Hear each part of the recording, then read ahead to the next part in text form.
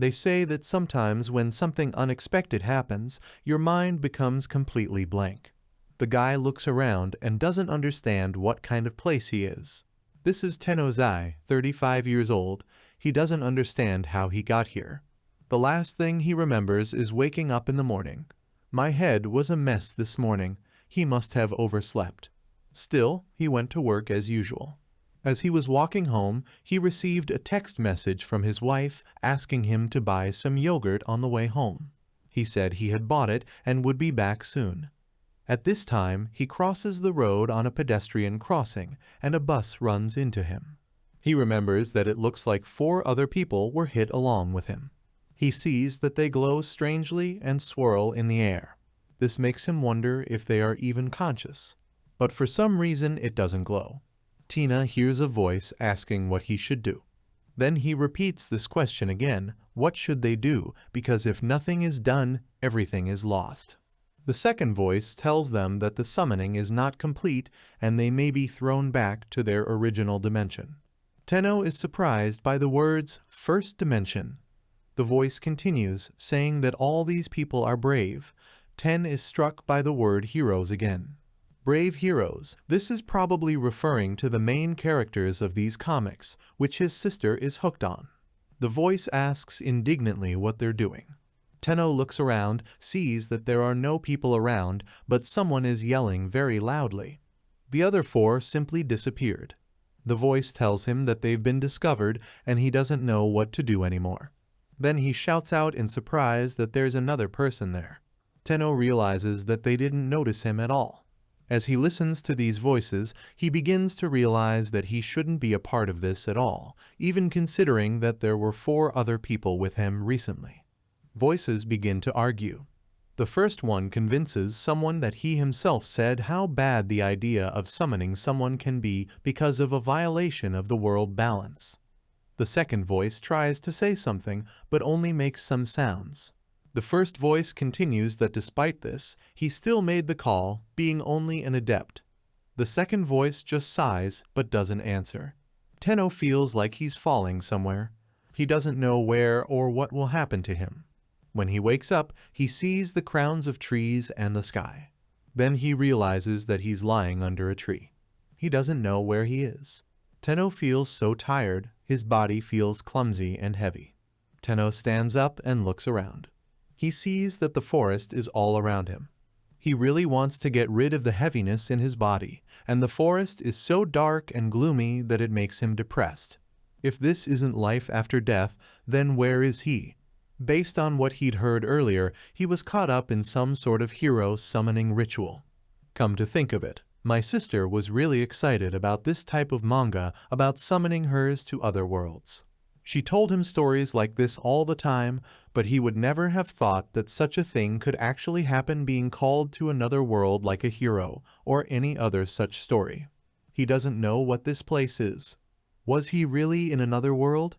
He wondered if he could even get back home now. He shouts an expletive loudly. He thinks he feels a little better now. He decides to cool down and sort things out. Based on what my sister said, there are magic and demons in other worlds. Tenno realizes that he just yelled very loudly, and that might be a bad thing. But nothing happens in response. Tenno calms down and thinks that there is no one here. He feels very bad, he sighs and thinks that something is really bad for him. He feels uneasy from the very moment he wakes up. He feels as if something is clinging to his body, and it feels like it's moving slowly inside his body. Tenno can only hear the wind. He knows he should ask someone for help, but there are only trees and bushes everywhere he looks. He feels like his condition has been getting worse since he woke up here. No matter how you look at it, this forest is completely shrouded in darkness. He's trying to figure out if it's some kind of curse that's making him tired, or if it's some kind of evil spirit or something. He comes up with an idea, but he doesn't believe in it, it can't be true. But then he wonders if it might be worth a try. He walks through the forest and softly sang the phrase, "Purifying spells banishing evil." Tenno gets down on his haunches, and they wonder what he's doing, if he's really bad, if he doesn't even know if there's any magic or spirits or whatever. and suddenly he realizes that he feels better, his body is recovering. He decides to try again. He stretches out his hand and says the word purification. The darkness recedes. Tenno is surprised that he did this dark haze it clears. The thought occurs to him that an evil spirit is indeed clinging to him. It's unbelievable, but it means that there is magic in this world. He thinks maybe it's just as well to escape reality like this one day. Suddenly, he sees a huge wolf approaching him. He grins his teeth horribly. The wolf is just huge. Tenno doesn't know if it's a dog or a wolf, but he knows perfectly well that it would be rash to engage him in battle. He tries to walk slowly and quietly away, but the wolf is following him. Tenno is sure that if he decides to run, the wolf will follow him, or maybe only bears do that. Tenno notices that the wolf's legs are shaking. Even so, Tenno thinks that he's here anyway, he needs to get out of here. The wolf lets out a growl and Tenno snarls back. He sees the wolf falling. Tenno walks up to him and sees that he is shrouded in darkness.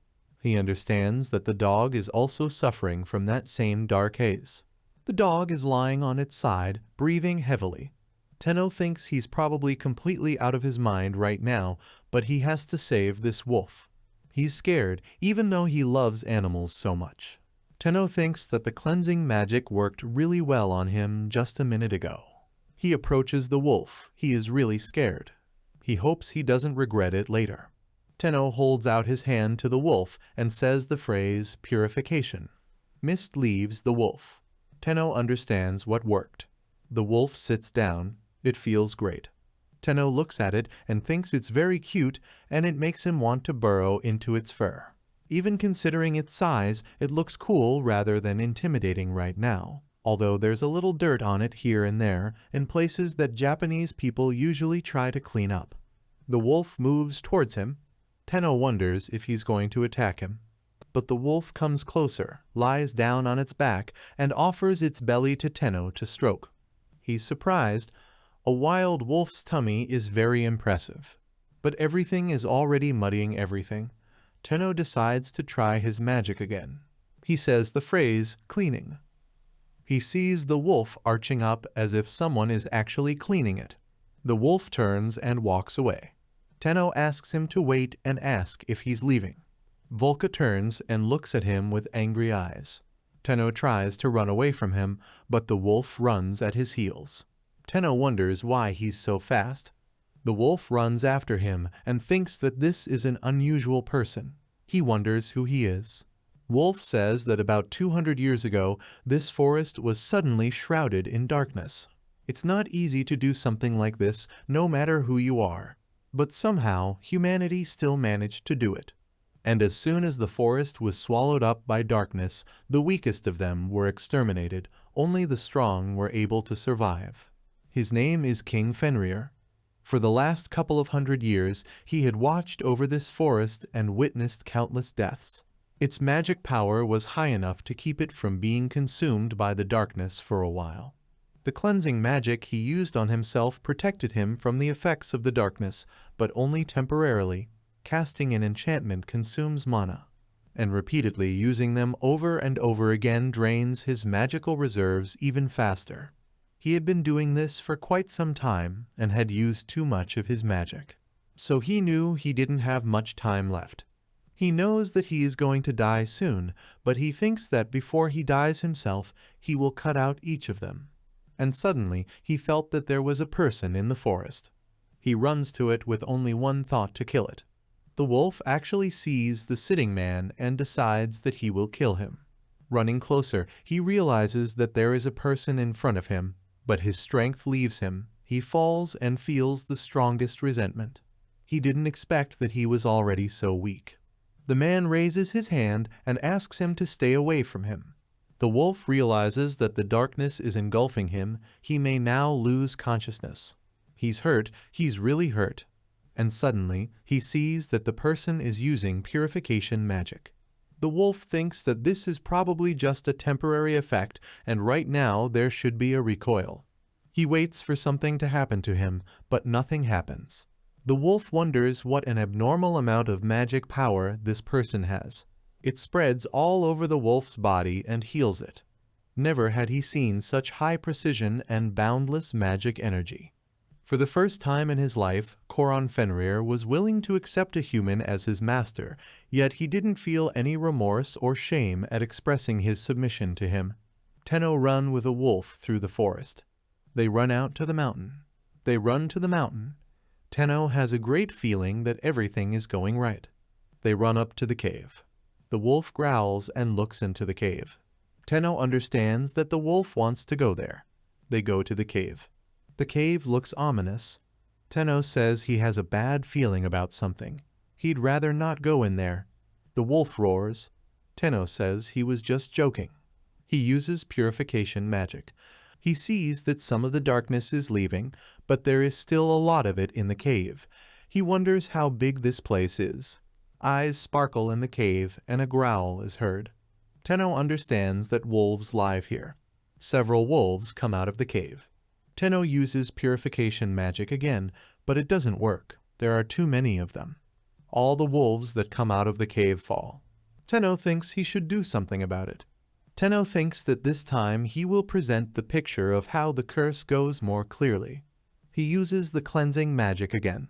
He's trying to banish the darkness from the entire pack. The darkness goes away. A whole pack gathers around him. He understands that they are wolves and a dog. They are very dirty.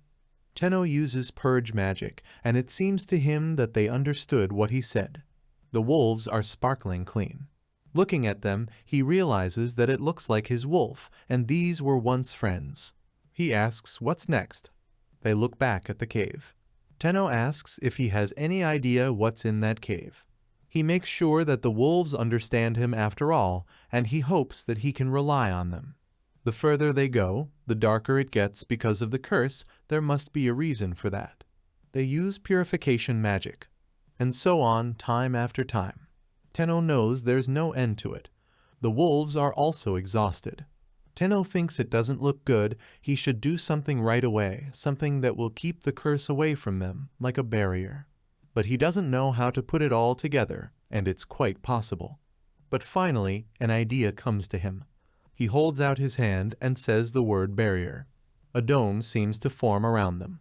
Tenno realizes that it seems to have worked. Tenno thinks the barrier must be effective against physical attacks as well. He still doesn't know what's in the cave. Tenno thinks maybe he should strengthen that barrier. After all, it must repel both magical and physical attacks. He decides it's worth a try. The wolf roars, and Tenno explains that he just reinforced the barrier around them, so they'll be fine. They go to the cave. This cave is much bigger than he thought it would be. Tenno thinks there must be something he can do in this situation with magic. Maybe something like night vision or clairvoyance. He has no idea what exactly he needs to imagine for something like this. But he just needs to somehow find out what the space around him looks like.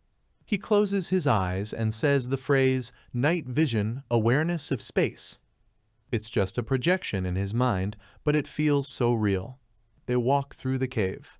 He decides that he will clean up the place every day with cleansing magic. He uses purification magic and now the barrier. They see a huge boulder that blocks the road. Suddenly, something hits the barrier hard. Tenno asks that maybe there was some kind of curse on this boulder. They move closer to the stone. Tenno says it's scary. Suddenly, the stone starts moving. Tenno understands that this stone is alive and the wolf behaves the same as when they first met. He uses purification magic. But nothing changes. Tenno sees that the magic didn't work. It's probably either because the curse is too strong or because its purification is too weak. He thinks he can imagine purifying the stones even more intensely. Until now, he'd imagined the curse simply disappearing somewhere, rather than disappearing completely like in the movies or the Mr. Proper commercial, but it didn't seem to work on solid rock. It might be worth trying to imagine something more stable that won't just disappear, but will slowly crack and dissolve it. He begins to act, to apply purification with greater force. He sees that only a small bird remains in place of the stone. The bird stirred. It flaps its wings. The bird fluttered up and landed on his arm. She's covered in blood. Tenno thinks that recovering early is probably not easy, but decides to first heal the affected cells and then close the wounds. He invokes the magic of healing and cleansing. The bird becomes whole and unharmed. Tenno admires how handsome he's become. Tenno laughs and says that the size of his nature deprived. The bird pecks at his finger. Tenno screams in pain. He asks the bird's forgiveness and pats it on the head. Tenno says that we must admit that the chick is quite cute. Tenno says he needs a break. He thought he was imagining it, but these walls really shine. He thinks that there are too many events, and he does not understand anything at all. The wolves are roaring, and Tenno sees that this black shadow is trying to penetrate the barrier. Tenno watches and asks the wolf if the barrier can handle the shadow. They see that the barrier holds back the darkness. Tenno says that he will think about the appearance of magic power later. For now, they seem to be safe, but something's bothering him. Tenno notices that they are somehow more cheerful. He didn't see them eating anything, and up to this point, they were quite sluggish. Tenno decides not to worry his head, he won't understand anyway. Right now, the most important thing for him is to think about where to find a safe place to sleep, food, and water. To survive, you need to think about the basic needs of the body, since it seems to be still alive. Tenno is sure that he will definitely get out of here and not lose just because he got into trouble. He thinks this cave is suitable for a safe rest. If he can clean up this place, then they can spend the night in it. But first you need to do something with this shadow. If the barrier reacts like this, then it is leaking somewhere. Thinking about it makes him feel creepy. He understands that something needs to be done urgently. Tenno realizes that he probably can't do the cleansing in an unfamiliar place. First you need to fully explore the cave. Tenno wonders if he can use magic.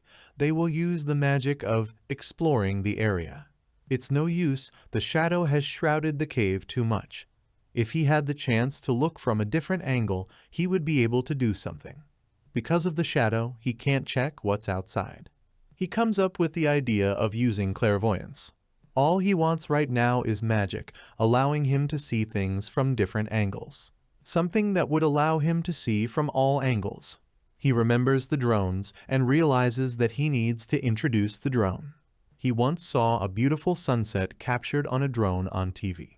So you need to imagine the image of the drone and apply the magic of clairvoyance. Everything worked out. He has a monitor in his hands which shows the image from the drone. He sees that they are in a rather large mountain and the entrance to it is very small. Tenno thinks that he should imagine that he covers this place with a dome and perform a cleansing. He's trying to figure out if he has a spell to break the curse. Maybe if the shadow is cleared, the curse will also be removed from this place. Tenno thinks it serves her right. It activates the purification magic and barrier. He feels something coming out of his body, which is probably magic. It casts out the shadow around the mountain. The wolves think it's delicious. But an hour later, he sees that the shadow has reappeared. Tenno wonders where the shadow even comes from. He sees that the shadow is coming straight out of the ground. This annoys Tenno as he will have to cast another spell. He decides to increase the radius and depth so that the barrier penetrates underground.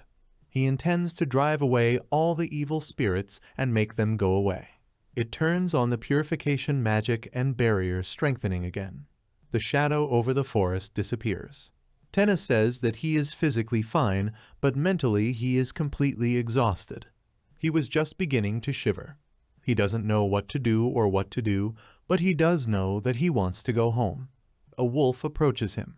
Tenno pats him and asks if he's really wild. After their meeting, the wolf changed a lot. Tenno thinks that there's nothing you can do, no matter how much you think, the main thing is not to be sad. In one of the rooms of the palace, there is a magic stone. In the palace of the Enver kingdom, a servant reports to the king that something seems to have happened to the king of the forest. The king asks what could have happened. The servant says that a glow was seen in the center of the forest, which affected most of the land. The king deduces that the king of the forest and his kin are finally dead. He asks for more blood to be given to the magic stone. The servant says he obeys. The king laughs happily. Just a little more, and he would finally make this world his own, including that devil's forest. The monsters that have been sleeping all this time will soon wake up. In the center of the hall is a magic stone, around which lie the people sacrificed. The king thinks it's a great honor for them to dedicate their lives to the emperor for this great cause. The light over the devil's forest is also visible in another kingdom. Someone asks what happened in the forest. He says that nothing has happened there at all in the last 10 years, but now something has happened.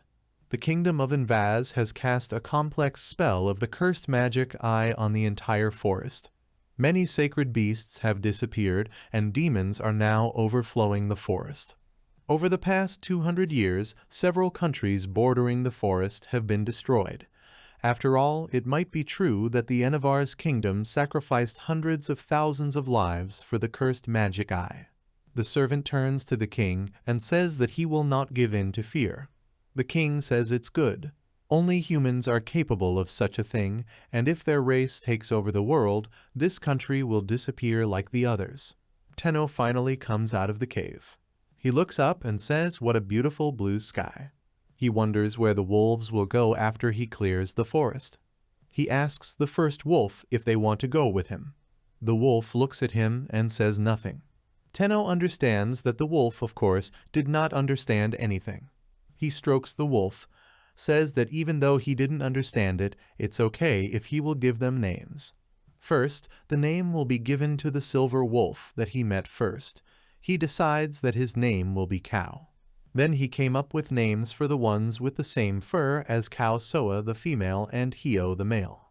The ones with white and black hair are both males Kuro and Shin.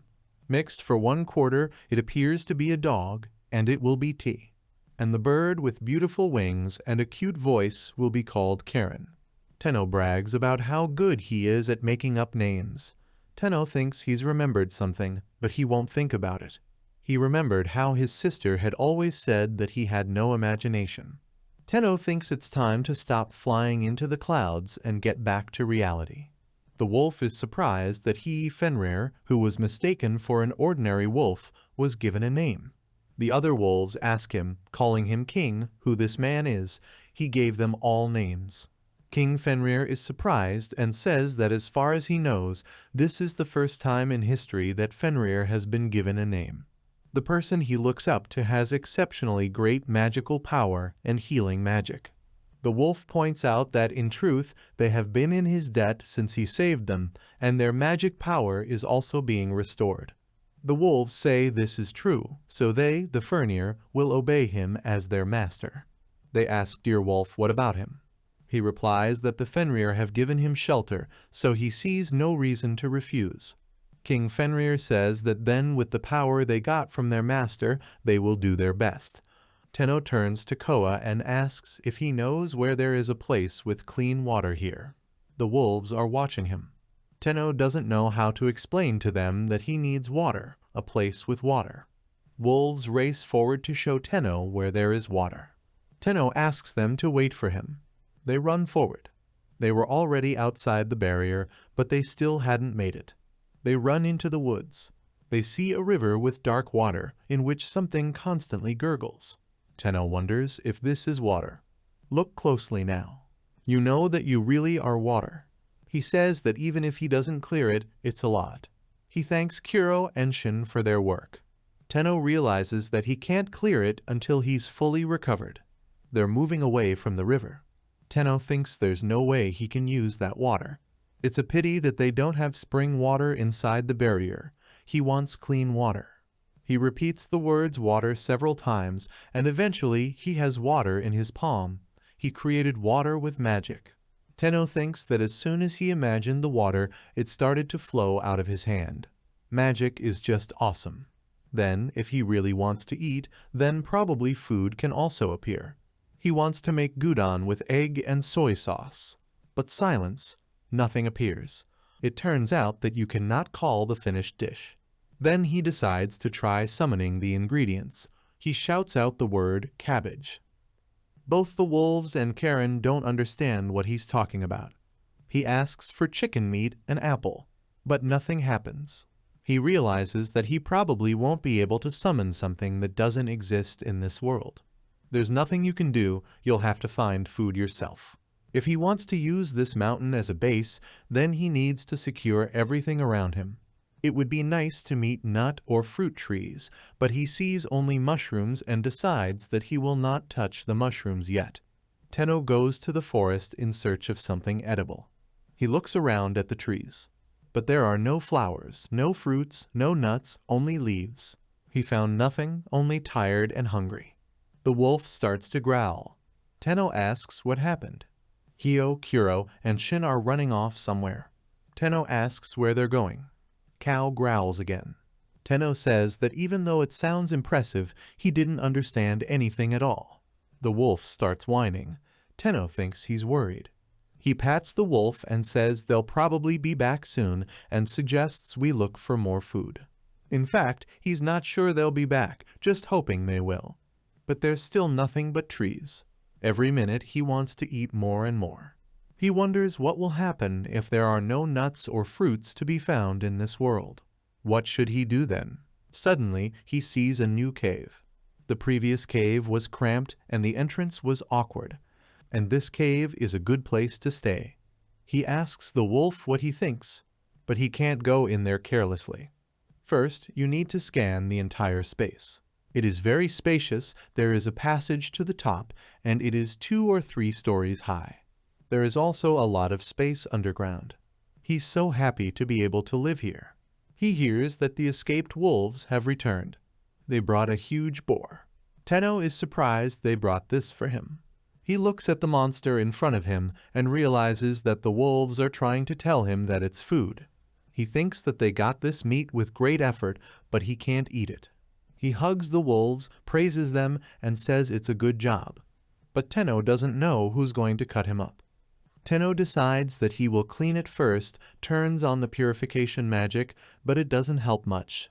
He imagines that it works like a vacuum cleaner and applies the cleaning again. This mud is very persistent, everything is soaked with a curse, so he will send it back to the source for now.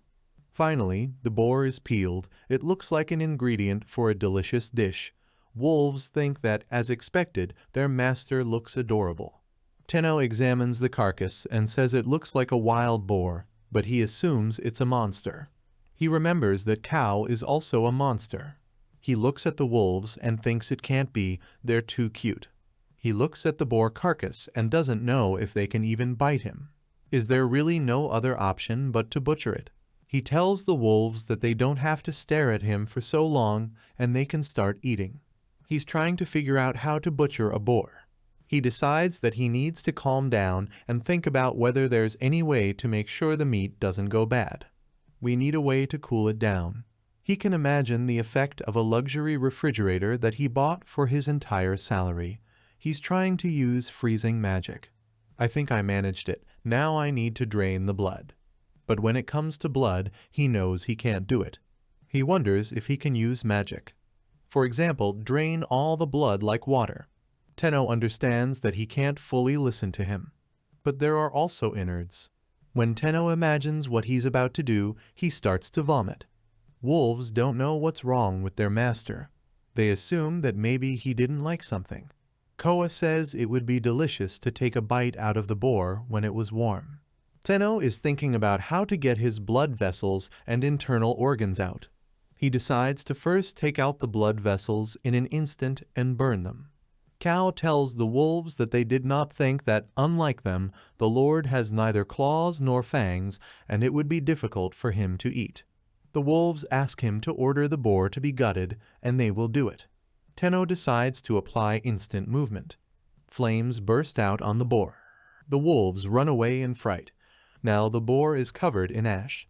Tenno says that he will clean it with cleansing magic and also remove the unpleasant smell from this meat.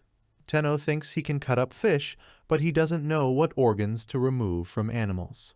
Perhaps it is the stomach, intestines, liver, kidneys, as well as the brain and eyes. He thinks that he can't even imagine it, tries to use instantaneous movement magic. Wolves, when they smell their entrails, think what a wonderful smell it is. Tenno burns them too. But Tenno thinks it stinks a lot. He thinks that everything worked out, but next time he needs to close his eyes. He understands what it means to be able to freeze and burn items.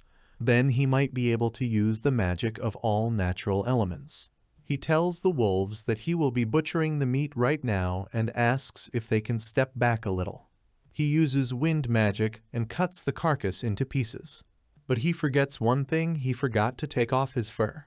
He takes a piece of meat for himself and says he should cook it well. And he tells the wolves that everything is fine and they can eat it too. He suggests that those who caught him choose first. The wolves say that King Fenrir should be the first. Deerwolf asks permission to eat some meat too. Fenrir says that, of course, as long as he is with them, they will help him in everything. Fenrir explains that in human terms, they are all in the same boat. The wolves think that, as expected, the king has great wisdom. Fenrir asks Wolf if he has forgotten that he is the king of the Deerwolves. He asks what kind of king he is. He is only the one who failed to protect his comrades. Fenrir says that maybe we can still find at least a few survivors. Wolves eat meat. He reminds that, by the way, since they were given names, they have to call each other by their first names and calls it tea. Tenno tries to use magic to cook meat, but in the end, all he has left is an ember in his hands. He's going to the wolves. Tenno says he needs some more meat. Last time, he also turned the internal organs into charcoal, but decided that this time he would put the meat on a rock. And it will gently heat it up, like on a grill, slowly and gradually. Everything works out. The wolves, sensing the smell of meat, go to him. The meat smells really good. Tenno thinks he was right when he put it on the rock. He sees that everything is already fine. The piece already has a beautiful color of finished meat. Finally, you're all set. He eats the meat, even though it's a little burnt. Tenno thanks the wolves for the food. He says it's delicious. Karen nibbles at his meat. Tenno says he won't give him his share. After seeing Karen eating boar meat, he is very surprised that Karen was a carnivore. Tenno realizes that he needs to explore this cave for safety first. The cave has no problems either inside or from the surface. There's no sign of anyone living here either. Tenno decided that he would turn the room with the highest ceiling into the main one. If you combine this place with where he was yesterday, you'll get a 4-story mansion. They're on the lowest floor right now. It's spacious and has high ceilings. There also seems to be a lot of space further up to the very end of the cave. However, he wonders what's so glittering on the far wall. There are no signs of living things here either. This floor is supposed to be safe, but he feels something wrong on the lowest floor. After that, he used spatial awareness once more, and he definitely feels that there is something below. Tenno wonders how long the barrier he put up yesterday will last. He understands that he must make the most of magic in the near future. In any case, you need to check what's down there. Tenno hugs the wolf and says he doesn't want to go down. Wolf licks Tenno's cheeks. He says that he feels much better now. He calls the wolf down. Tenno and Wolf go down and see a large clot of darkness below. Tenno realizes that there is still a large amount of this dark curse left here. They come closer. Tenno uses purification magic. They see the darkness growing. She reached the barrier. Did the cleansing fail? But gradually the darkness clears. Tenno realizes that he has succeeded after all. There's nothing here now. To Tenno, it seemed like a curse surrounding Karen, and he thought there was something hidden in it. Suddenly, an insect appears in the cave. Tenno looks at him. He thinks it's a spider, but it has wings. Tenno decides he has to deal with that black thing first. It turns on cleaning again. The mist disappears, but reappears. It seems to him that this curse is seeping out of the ground. It should clear it properly. In place of the clot remains 1 large and 20 small spiders.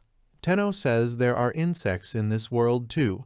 He wonders if this is also a variant of the monster. He remembers that spiders are useful animals. But this one has wings, so it's not really a spider. The wolf sniffs the spider. Tenno says it's a wonderful experience to get through. Suddenly, the spider takes off and lands on Tenno's head. The rest of the spiders charge at the wolves. They try to shake them off. Tenno thinks they're not bad. Exploring the second floor, Tenno sees that it is also quite spacious. He decides later he will need to check every corner. By the way, he had just shouted the spell and it was activated, and he didn't even have an image in his mind. He remembers his sister saying that having a mental image is very important for magic. That's what he's heard so far, but apparently it's different. Tenno is going to check it out. Without imagining anything, he says the word fire, and nothing happened.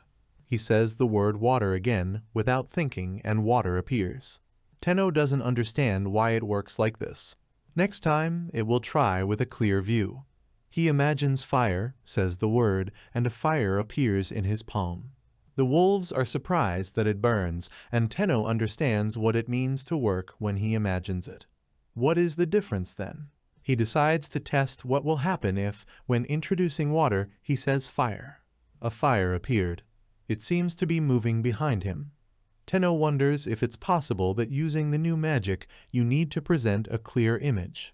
But next time, the image and spell are linked and only the word needs to be spoken. It would be tedious to present the same thing every time, so it's convenient. The fire does not follow him, but moves towards the rock, and they can see the wind coming out of a crack in the rock. Tenno wonders how this can be. They approach the crack. This room looks quite huge, but he doesn't feel cursed in it.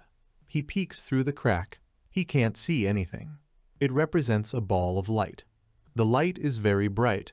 The wolves squeeze their eyes shut. Tenno realizes that he went too far and asks for their forgiveness. It creates a ball a little smaller, but now there is too little light. Then it makes it a little brighter. Tenno says that setting up magic properly is tedious.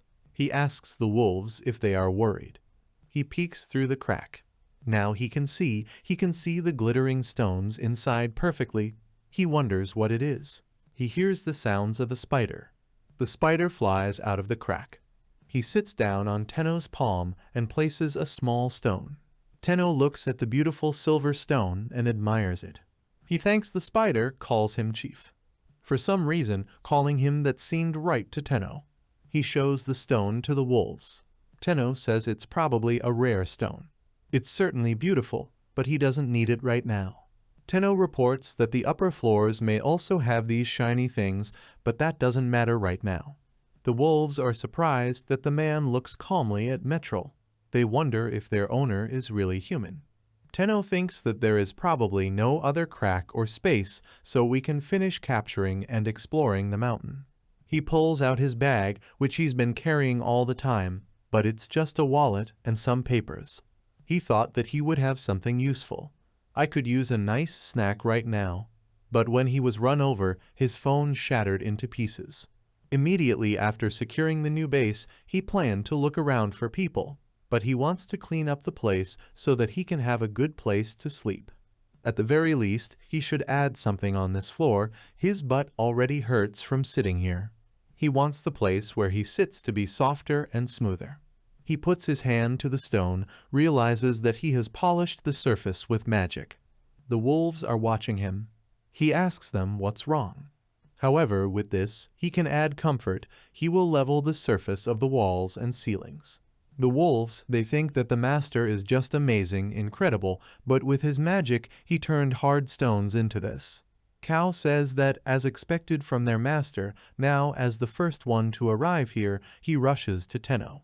But it slips on a smooth surface. The wolves begin to scurry around the room and glide. The spider also slides along the wall. Cow thinks he almost made a fool of himself. And Tenno understands that it's really difficult to set up magic properly. An insect that Tenno mistakes for a spider says that anyone who saw her appearance was doomed to die. She is Tyrrhenia, the guardian of death, although now it is very small. She herself admits that it is very reduced. It seems that she almost used up her magic protecting her children. Thanks to this, they managed to survive, or maybe they were just very lucky. She doesn't understand how such a strong miasma could have disappeared. King Fenrir calls out to her. She answers him. The king says that as he thought, it's really her. He asks her if he thinks or if her uniform looks like it will fly up at the slightest gust of wind. Terinia says it's none of his business. She asks the king of Fenrir what happened because the forest is still redolent of pure magic power and what happened to dark magic power. She also wonders if it's a human being or if she's making a mistake. Fenrir says that he knows what she wants to say, but it was this man who saved them all. Ta says that this is impossible because it was people who polluted the forest. The wolf replies that his magic is completely different. This was the reason why they, the Fenrir, had accepted this man as their master. Terinia wonders if the proud Fenrir did it. The wolf turns to her and says that they have no disagreements with their family, but warns that if she turns against their master, they will not be well off. Terinia says it never occurred to her to do something so terrible, and even more so, how do they imagine it? Because he has several tens, no, even several hundred times more magical power than all of them combined. Moreover, she immediately saw that his magic power was smoothly restoring the forest. The wolf says that if they are not hostile, then everything is fine. He doesn't want the number of kings in their forest to decrease. Terinia asks why he assumes that she will lose. The wolf says it's time to put the jokes aside and asks Terinia to tell her children to stop teasing Deerwolf. Terinia notices that they aren't really teasing him. The wolf says that poor Chai has become quite timid since they started swarming around him. Terinia asks again what kind of tea. The wolf explains that their master gave them all names. From now on, his name is Koa. He says it's a really nice name. Terinia is surprised. She thinks about it, remembers that Tenno called her chief. Perhaps this is also a nickname. She understands that her name is Chief, which is not bad. Terinia asks what those lightning bolts were last night. She felt a terrifying magic power. The wolf says that it was most likely people with some kind of attack again, but their master's barrier stopped it. Terinia asks again what kind of barrier it is. It is impossible. Is it really possible that he supports this barrier that covers the sky? Because doing this, sooner or later, he will only exhaust his magic. The wolf reports that even if it was his former self, he wouldn't be able to keep it even for a moment. However, the wizard seems to be fine. Tenno is sitting in a cave. He has a premonition that there are no more people here. For the past few days, while cooking at home, he tried to fly his drone, but no matter how far he flew, there was only forest everywhere. Even though he had flown quite far, all he could see was a bunch of different animals. He didn't find any houses or roads. Everywhere he looked, there was only forest and more forest. He wonders what if humanity doesn't exist in this world. But he answers that there is still hope for those places in which he has not yet been. Tenno says that after all, when you set up a house, your mood improves. After several training sessions, he was able to achieve that the floor and walls became more pleasant to the touch. He made passages to the upper and lower floors by carving stairs out of stone. This gave him a better understanding of instantaneous movement. From the outside, everything looks like an ordinary rocky mountain, but inside everything is connected by many stairs from the lower to the upper floor. A whole 4-story mansion with a 2-story basement. The map of his home is something like this. He made the upper passage a window. This is the 4th floor, a safe and quiet bedroom. Steps go down to the 3rd floor. Carved stones make it look like a ruin, but he will think about this later. He has not yet invented the 2nd floor, and on the 1st floor there is a room for a high-ceilinged lounge. Then they descend to the -ground floor, where he has a refrigerated storeroom and some gold-colored ore. On the -2nd floor, a room that is connected to the space by silver ore. Maybe we can turn it into something else. Exposed concrete gives the house a cool design. He adjusted all the passageways so that his companions could use them. He just wants someone who can understand him. He uses instant movement and a piece of meat appears in front of him. Recently, Cal and the others have been competing to eat prey organs. He thought they were animals. They ate raw food to get vitamins, so he probably shouldn't have burned it all. If you eat meat for every meal, it's kind of boring, although cooking it this way is quite fun. Tenno thinks about how he wants fish. He would eat the fish right now, even if it was cursed. Suddenly, he sees the wolf growling and bristling. Tenno asks what happened. He realizes that the curse is creeping up on them. He says this thing is getting really annoying after last night's lightning bolt. So he just takes a deep breath, sends the drone again, turns on clairvoyance, and sees that the entire forest is covered with a thin layer of curses. Yesterday, behind the barrier, he saw what looked like a large lake. This time, he wants to clean up everything there completely. At the same time, it will expand the barrier and strengthen it. The wolf asks the owner what he is going to do. Tenno wonders if he can reach it from here. He should probably try letting his magic flow out first.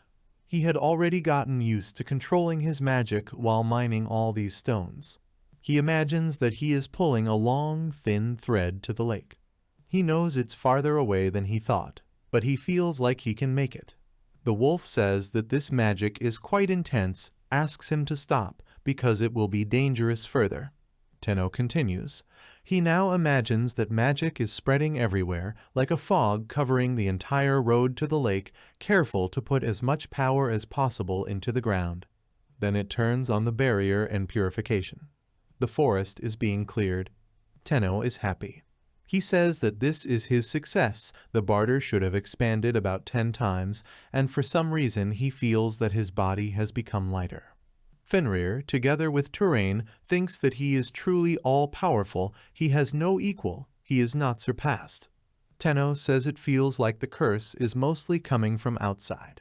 He decides to try filtering out the lake, using the barrier membrane as a kind of filter. He tries to carefully turn the barrier into a 3-layer filtration system. He really feels like there is someone who has cast this curse. So, as long as the other party didn't stop this curse, from now on, he would forcefully send back the curses that accumulated every day. Tenno calls Fenrir to go fishing tomorrow. Enverus is a state that is protected. Ganmir, commander of the First Knight Order of the Envar's Kingdom, is walking down Envara's street. He thinks it's another peaceful day. Suddenly someone calls out to him.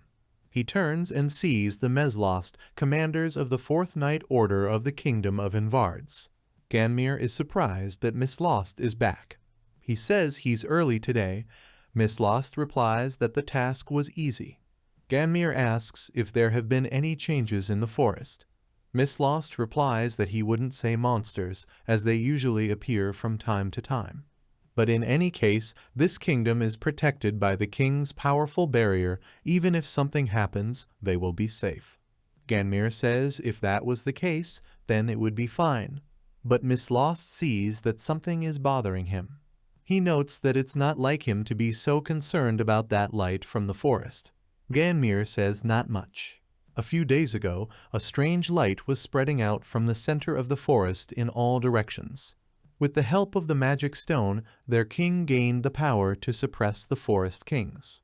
Ganmir says they've never seen anything like this in their entire lives. To begin with, the kings of the forest are not just beasts. It was a miracle that he still had so much strength left. Meslost reports that the 4th research expedition was expanded for this purpose. He pats Ganmir's shoulder and says don't let him worry, it's fine. Envars has been fighting off foreign invaders for hundreds of years, thanks to the power of the king and the mage. And all they have to do is believe in the king and fight for him. But he adds that they need to be careful, as the magical beasts outside the barrier are getting stronger, and the knights don't fight much and don't do much of anything. Meslost says he's been camping all the time, and he's going to take a hot bath. Ganmir apologizes for keeping him. Meanwhile, he thinks about the magic stone, a complex magic spell that was created to take control of the center of the world, the forest. All this is supported by a single magic stone. The stone found in the ancient ruins constantly radiates a strange magical power. Rumor has it that the blood of magicians who tried to analyze it flowed from the stone. The king and the court magician controlling the power of this stone stopped their aging. For hundreds of years, they managed to maintain their age. Ganmir thinks that's not quite true. They seem to be slowly aging. But since he was born, it was natural for him to do so, but only one single item holds the entire kingdom together. Ganmir wonders what kind of magic stone it is. He goes down the street and sees the slaves being led. Gunmir thinks that before he knew it, he had already come all the way here. The slaves are whipped by the slaver, who shouts at them to go faster and calls them animals. Ganmir says it's quite unusual to go out with so many slaves. The slaver looks around and realizes that this is the commander of the First Night Order. He clarifies that he has nothing to do with the slave house. Ganmir replies that he was just passing by. The slave driver says he thanks God for this because at the present time, even if Ganmir wanted slaves, he couldn't find them for him. There are very few of them left. Ganmir asks why it's not enough. The slaver says it's nothing special, just that about 50 slaves were taken as an offering to the magic stone the day before yesterday. He informs Ganmir because they needed to increase the number of victims. The slaver says he has to go. Gamal goes to meet him. This is the commander of the Fifth Night Order of the kingdom. On his shoulders is a huge sword. He tells Ganmir that it is very rare for a commander of the First Night Order to come to such a place. Gunmir believes that Gamal is the #1 combat addict, even among the powerful magic stones of the Fifth Night Order's troops. Gamal doesn't like to associate with someone like him. However, he notices that Gamal has a new sword and says it's very cute. Gamal brags and reveals that the king recently gave it to him. Similar to their ruler's sword, it is a magic sword that becomes stronger and sharper with the amount of blood it drinks. Gamal says he was just about to try his sword on the slaves. It will consume all their blood to the last measure. Ganmir says it's all in moderation. He asks the slaver if he has some good ones. The slaver asks you to wait because these were chosen specifically for breeding. Gamal says he doesn't care. He begins to strike, destroying the slaves one by one. He says it's just fine. The slaver is terrified, and the Gamal yells that it's boring with that damn slave collar, which makes them submissive, and they don't even fight back. The magician asks him to stop and says that in order for the sword to absorb the power, he needs to wait. Ganmir, looking at all this, thinks that this country has gone mad. Tenno goes fishing. He makes himself a fishing rod. Tenno is happy that he did it, even though it is made of vines, since he doesn't have a fishing line. He shows the wolf how it works, says that here you need to attach some meat and cast a fishing rod. If there's a fish here, that's how they'll catch it. The wolves try to catch the meat, but Tenno laughs and says that it can't be eaten. He hopes there are fish here. They approach the river, but the water is very dirty. Tenno falls to his knees helpless. After coming all this way, he feels so frustrated. He stands up and applies purification. But nothing changes. The water remains dirty. Tenno says it's useless. It turns out that it is difficult to purify a curse mixed with water. It applies a barrier. Tenno says that he will temporarily seal the lake and the river downstream and need to clean up the water. He wonders what he can do to clean it up. He had already used one method and made the upstream river filter through the barrier's membrane, but he needed a way to clear the curse passage in a wide range. Sitting on the riverbank, Tenno says that he can't think of anything yet to do with the curse and the dirt. Maybe you can throw it everywhere, as if through a washing machine centrifuge. He jumps up happily. You come up with the idea of imagining static electricity collecting dust. He doesn't know if it will work at all, but decides to give it a try. Tenno imagines that he is applying a layer of static electricity to the surface of the lake, then activates the absorption magic. Mud on the lake gathers in clumps. Tina looks at the river. He did it. There are a lot of these clots. Tenno says it's very disgusting. In the Queen, the court magician approaches the stone. The guard asks him what happened. The magician replies that the magic stone somehow took on a huge amount of pressure yesterday, and he was curious. The guard says he didn't even notice. The court magician says that if it's just his imagination, then it's fine, but he's afraid it's not. The wizard walks over to the stone and examines it. At this time, Tenno collected all the mud from the river and raised it, turning it into a huge cloud. He says that he seems to have collected everything. Now he would continue what he had done yesterday, try to send the entire curse back, adding to it what was accumulating inside the filter barrier. He imagines that he is returning the curse back to its source. Tenno activates the magic of return. Dirt swirls in the sky. Tenno and the wolves are watching her. The mud disappears and the sky and lake become clear. Tenno himself is surprised. He looks at the river. The water in it is clean. Tenno says he'll have to wait a while before seeing if the animals return. He calls the wolves home to do some interior design. The court magician, looking at the stone, shouts that there is a crack in it. At this time, the stone begins to glow. The mage and the guard step aside. The magician understands that something is happening to the stone. The crack in the stone gets bigger. There are people gathered in the king's palace who are announcing today's news. The king is bored listening to them. The only news he wants to hear is that the whole world is in his hands. He asks how the magic stone sacrifice went the other day and how soon the forest will fall. The king thinks that he will squeeze the kings of the forest dry until they are nothing but bones, and they will become the cornerstones of his new world. And soon after, he would completely destroy this vile land of monsters. The king laughs. At this time, a guard runs out who shouts that they have an emergency. The king asks what happened. He reports that a crack has appeared on the magic stone. The king doesn't believe it. He says this room has the strongest barrier in their country. He asks the guard again if he is sure that he was not mistaken.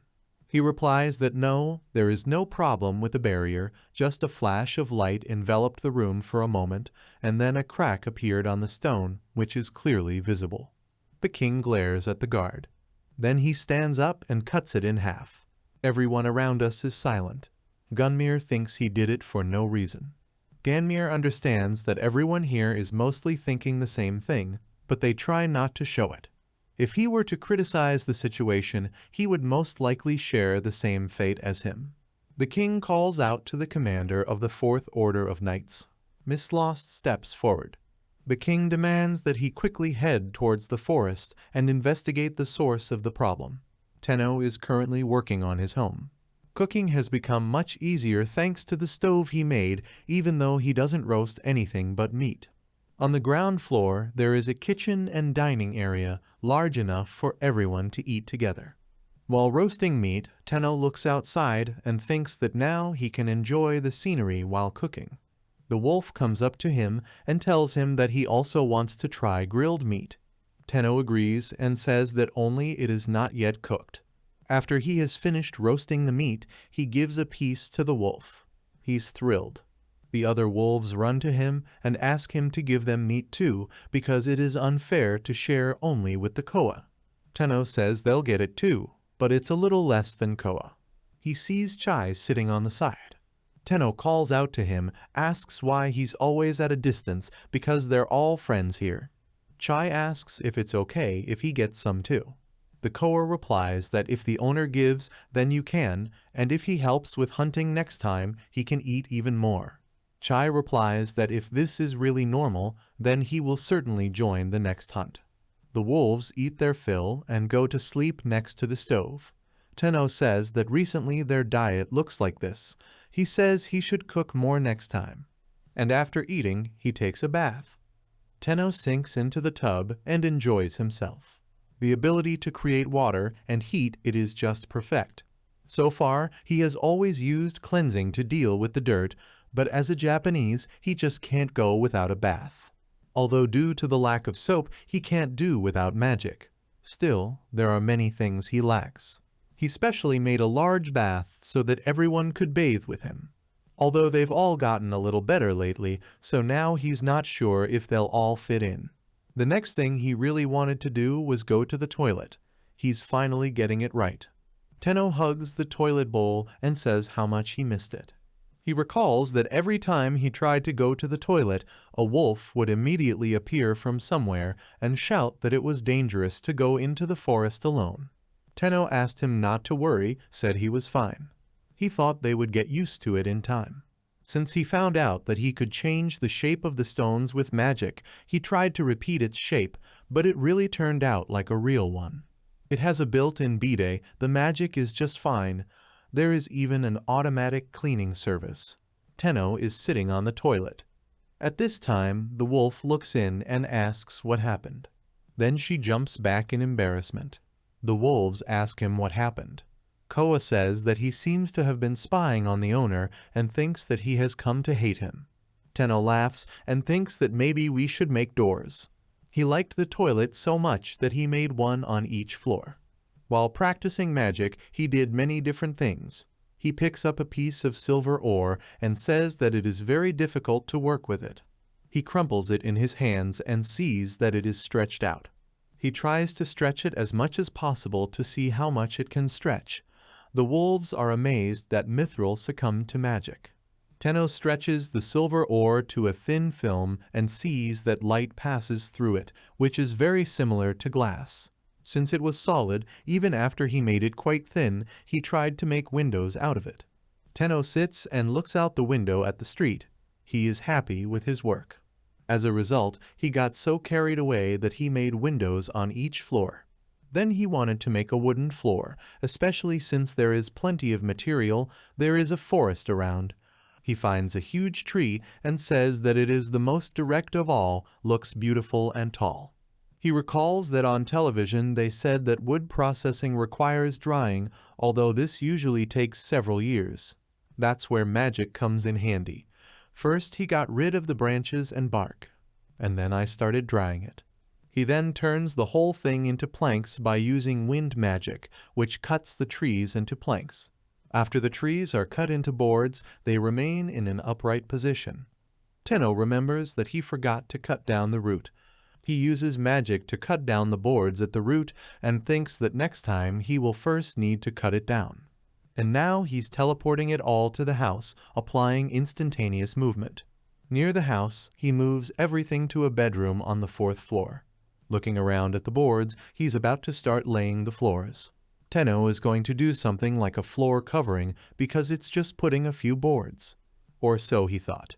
But when he put down a few boards, he saw that there were gaps between them because the thickness of the boards is different.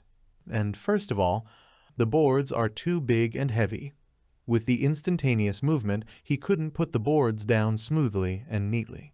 Tenno realizes that his perfect sex plan is falling apart. If you think about it, then being on a hard surface, they can quickly become moldy. He put down some boards today, is tired, and thinks this is just the beginning. Tenno decides to slow down. He sits down to rest. Tenno thinks about how he would like to have a tool to plan the boards, decides to try to make it out of that silver ore. He pulls it out, then makes it a little thinner. It makes approximately the same shape as it should be and decides to check it out. The knife easily sticks into the rock. Tenno says that he can even cut rocks, so you need to be careful with this blade. But it was strange that a piece of rock after being stabbed with a knife became so flexible when he ran magic through it. This is quite interesting. He decides that he can make him a pot first. What he wants is something other than meat. Then he decides to make the door hinges.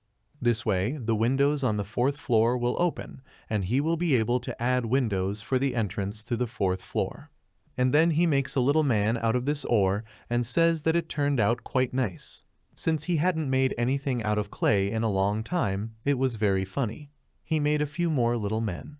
Tenno says that these stones glow, but can he make only their eyes glow? Decides to make some more dolls. He's having a lot of fun. He plants his dolls in a row on the windowsill. In the morning, Tenno decides to take a nap himself and let Koa sleep. When he opens his eyes, he sees the perfect floor. Tenno is very surprised.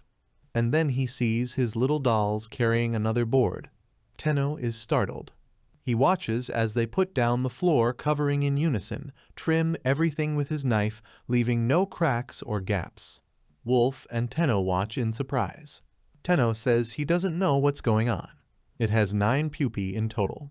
Then he realizes they're the same stone dolls he made last night, but he doesn't understand why they're moving. But then he remembers that during their creation, he seemed to recall a fairy tale in which little gnomes helped make shoes in the middle of the night. That's why the floor was made while he was sleeping. Tenno knows it's because of that. Looking back at the window, he sees that the last doll he made is still there. The reason he doesn't move is because he didn't have an image in his head when he created it. He takes the last doll, enters the room and demands that everyone stop working and get ready. All the stone pupae run towards him. They line up in a row. Tenno is surprised that they listen to orders. He takes the last doll that doesn't move and places it next to them. He tells the doll that he is a robot helper and asks it to move. The pupa starts moving. Tenno is startled because he actually started moving, so he was alive just like the others. Tenno says he's leaving the job to them. They work fast, do everything neatly and with ease, and they're pretty cute. The wolves are scared. They ask Cow if they are golems, if they are not the same weapons that humans use to attack the forest. Koa tries to calm them down.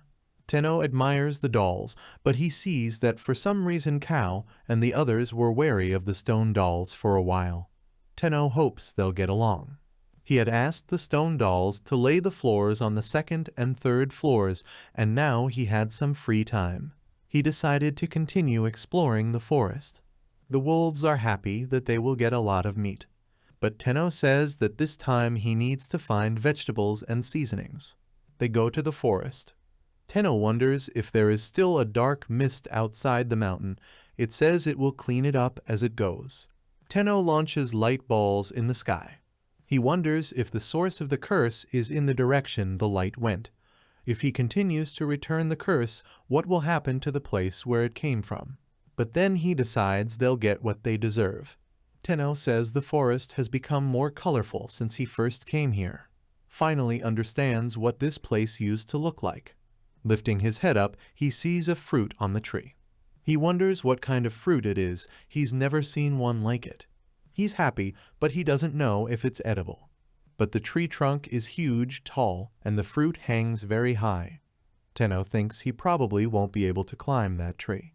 Although he can see them, he can't reach them. It annoys him. He hears the sound of a flying spider and sees that it is the chief who has arrived. The chief climbs up the trunk. Tenno asks if she would like to get some fruit for them. He sees the spiders gathering and running down the tree trunk. Tenno has 8 of them. If you look closely at them, they don't have wings. He thinks they might be baby spiders. Then it occurs to him that it's been less than a week since they met, and they're growing up too fast. He might have thought it was just his imagination, but it wasn't.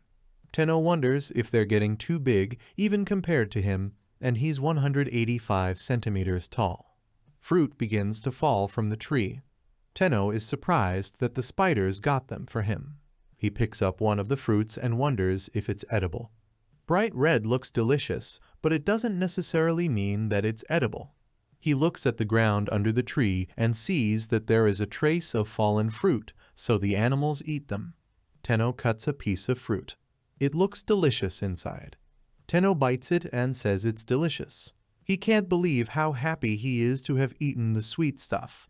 This fruit is crunchy, tastes like a peach. This fruit is eaten by spiders, Karen, and even Koa. The spiders brought a lot of fruit. Tenno says he asked them to bring more, but now he doesn't know what to do with it all. It's hard to put even 1 or 2 in a bag. He thinks that it would be nice if his bag looked like the pockets of some robot. He tries to put the fruit down. He sees that they enter there wonderfully. As a result, all the fruits got in there. Tenno is surprised that all 30 pieces fit. Magic is unpredictable. Then he sees the lettuce leaves. Collects more fruit. Wolves hunt wild boar at this time. They're shouting that they're back. Tenno says this is another great hunt. He asks them if they are hurt. The wolves are happy that the master praised them the most. Tenno is going to clean up the boar for now. After emptying all the fruits and vegetables out of the bag, he realizes that it seems to be too much. Even if they don't have salt, all this can enrich the diet. So he gets down to business. First, make an incision with a knife. Then he removes all the blood and opens the boar with wind magic. He takes out the entrails, gives them to the wolves, says they can eat it. He tells them that the entrails are there, apologizes for the last time, and offers to eat them. While they are eating, he will sort out the meat, take some, and leave the rest for storage. Wolves say that the meat that the owner cut up is very tasty, and it is so convenient to eat it, they have a lot of liver today. Tenno realizes that he seems to be running out of space in front of the house. When he has salt, he would like to cook ham and would like to learn how to tan hides. For now, he's putting everything in the freezer on the ground floor. But he thinks freezing isn't the best way to store fruits and vegetables, so he decides to think about it later. He's roasting meat, and Karen is looking forward to it, sitting next to each other. Tenno thanks her for keeping an eye on the fire. But looking at her, he realizes that Karen prefers fried meat. He says he will give it to you now. He takes the salad. This vegetable in raw form is very tasty, something between cabbage and lettuce, and inside the soft part. Then he takes a fruit that has a green color and a refreshing, slightly sour taste. If you squeeze its juice on fried meat, it will become juicier. He wraps the meat in lettuce leaves. Everything is very tasty. Vegetables are well warmed up, moist, sweet, a little sour. Everything is just fine. Tenno says it's delicious, but it's the same meat he's always eaten, and he doesn't have enough sauce. Looking at his friends, he notices that everyone except Karen has grown bigger. He wonders what's going on with the spiders. In 3 days, the installation of floors on the upper floors was completed. Tenno is surprised that the dolls have already reached the kitchen. He offers them to make a bed, asks you to make a frame of boards measuring 200 by 160 and 60, asks if they understand. Now the issue of food and housing is resolved, there is still something that he wants. He calls the chief and sees that he has become even bigger. Looking at him, Tenno realizes that, as expected, it's getting creepy. The boss calls him master and asks him to come look at him, because thanks to the master pouring in a huge amount of mana, he has almost recovered. He waves his pincers and says that he and his children are terribly grateful to Tenno, because he also needs a huge amount of mana to maintain the barrier and golems. Yet he continues to supply mana to the entire forest and them. Sometimes he worries about it. But unfortunately, Tenno doesn't understand what he's talking about. O thinks the bug must be trying to say something. They seem to have some intelligence after all, but at least they're friendly right now. Tenno says he has a request for him. The clothes he's been wearing all this time are starting to wear out, even though he cleans them every day. Like spiders, they must be good with thread, although he had never seen them weave anything. Tenno realizes that he really wants new clothes. He shows the chief that he needs threads, asks if he knows anything from which to weave threads, make them. He can't tell if the spider understands him or not. The spider is running somewhere. Tenno and the wolves follow him. He takes Kuro and Chai with him because Cow wasn't home. He tells Kuro and Chai that he is counting on them. Chai is proud that they were so unexpectedly entrusted to guard the owner, to which Kuro replies that it doesn't seem like the master needs it. Chai thinks this is a good opportunity to show off his strengths. He should try his best to meet his expectations. The spider comes running and shows him the caterpillars. The wolves are scared. Tenno sees the giant caterpillars, gets scared too, and asks the boss what he did to him. Spider takes one of the caterpillars and says that maybe they can help him. Tenno, looking at the caterpillars, asks if they are not magic insects that create a deadly poison. Juk says that as long as they are not provoked, they are safe. The caterpillars begin to weave threads that entangle the Tenno. The wolves are furious. The spider asks the caterpillar what it is doing. As a result, Tenno has a skein of threads on his hand. He says that he was very scared. For a second he thought that this thread was attacking him. It's different from what he imagined, but the threads seem strong and usable. He thanks his boss. The chief says that for a moment he was ready to burn from the master's barrier. The wolves regret that they didn't help at all. Tenno asks the chief how many of these maggots they can take with them. Wolves load larvae on themselves and drag them. Spider says they won't spit poison. He explained everything clearly to them so they can relax. The wolves are not happy that they have to drag insects into the house again. Tenno asks Kerr and Chai for forgiveness. Koa, seeing them, asks Chai if he is collecting insects again. The latter is happy that he has returned and says that no, it is not he who collects them. Koa says that he's joking, as always, because he has such an amazing reaction. Tenno is glad they're home. Tenno discovered this when he was making the toilet and refrigerator, but it seems that certain magic is infused into some of the stones and has a long-lasting effect. It allows the floor to not get dirty and clean itself automatically. He will turn the second floor, which he does not use, into an incubator, as well as install ventilation there. Now you need some food. They also need someone to take care of them, but they can't do it. He brings 2 dolls and says that these stone dolls will keep an eye on the caterpillars. The caterpillars shrink into a ball. Tenno understands that they are also afraid, but he doesn't understand why, because the dolls are so cute. He says that with these guys, working with threads will go faster and better. Now he comes up with a good way to make cloth. He sees that the doll is also looking at his shirt and understands that they are probably also looking for solutions and consulting. He asks them what's wrong with the bed. One of the dolls drags him by the hand and shows him the bed. It was even better than he had imagined. It's only been half a day since he ordered us to do it, so it's amazing.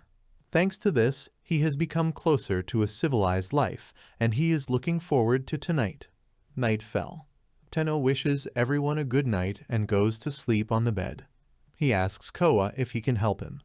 Koa lies down on the bed. Tenno lies down next to him and tells him that he is beginning to understand the value of the mattress. The progress of the stone puppets recently has been incredible. Where the stone walls were yesterday, he sees that everything is covered with wood. There's even stylish furniture that he's seen in the interior before. The doll puts a plate of food on the table, serves chopsticks, and puts down a glass. Tenno is surprised that the same meat and water taste twice as good. He counts the dolls, counts them only at 8, thinks that 2 more are probably in the room with the caterpillars. The dolls bring him clothes. He tries it on. This is a nice light green jacket with black trousers. He feels things. They're smooth as silk. Tenno thinks that the color of the thread seems to depend on what the caterpillars eat. He now has several spare sets of underwear, although it was quite embarrassing when the dolls studied what the underwear looks like. He enters the room and sees the loom of the dolls. I think he'd seen it on TV once, but it scares him a little that the dolls made the machine themselves. Tenno thinks that he still needs to relax, so he goes to the forest. He has a feeling that today's search for them will be successful. He really wants to find condiments. He hopes to find the stones from which rock salt is extracted. First of all, you need to understand whether there is an ocean in this world at all. They approach another cave. Even though he hasn't been here before, it's a pretty big hole, and it's not far from their house. The cave has a fairly gentle descent, and there are no signs of a curse, although there is something. Tenno turns on the light magic and calls Koa to go see what's out there, but commands everyone to be on their guard. They go to the cave. This trail continues to go down and widen. They hear a clacking sound. Tenno thinks it's a strange sound. When they enter the cave, they see a huge number of ants. Tenno asks what the hell is going on and what's going on here. He understands that huge ants. The Koa rushes at them. Tenno is terrified that it has also become huge, so a giant ant and a giant wolf are fighting. Tenno knows this isn't the time to just stand there and watch. It includes purification magic, but it didn't work. Then it turns on the reinforced barrier. The ant rushes at the barrier, but the barrier holds it back. He continues to attack the barrier. Tenno looks at the ant and doesn't understand what black particles are on it that he doesn't like. The ants have surrounded the barrier, but they can't get through it. Tenno thinks about why barter works and purification doesn't, and what to do next. There are black particles on the bodies of ants. When he first met Kov and everyone else around him, there was a similar haze. Could it be that their bodies were completely taken over by the curse? If he's been captured, maybe the exorcist will help. At this time, the ants are hitting the barrier harder and harder. The wolf pounces on them. Tenno tries to do something, but it doesn't work. He can't imagine the image of an exorcist. He doesn't understand how it can be that there are two different beings in the same body. It's like an obsession. It represents the state when the ant's true self is shackled and cannot come out. He sees it worked out. It's a spirit-binding curse. He'll break it. Then he removes the curse. The ant says that the forest is covered with dark magic, the rivers are poisoned, the fruits have turned into poison. The forest kings who had resisted somehow all disappeared, never able to reach out to the humans. With the sudden appearance of various new monsters, the forest was engulfed in darkness. Something darkened in his eyes, and the darkness engulfed his entire body. Over time, they also turned into creatures that harm the forest. No, as one of the kings of the forest, this was something he couldn't allow. He asks Tenno, calling him the great dragon of the water forest, the one who rules everything, to help his family. Tenno says it should be all right now. He strokes the ant and says it's so smooth and cold. The ant moves away. Tenno doesn't understand what's going on. The wolf says that he was so different that he didn't even recognize him.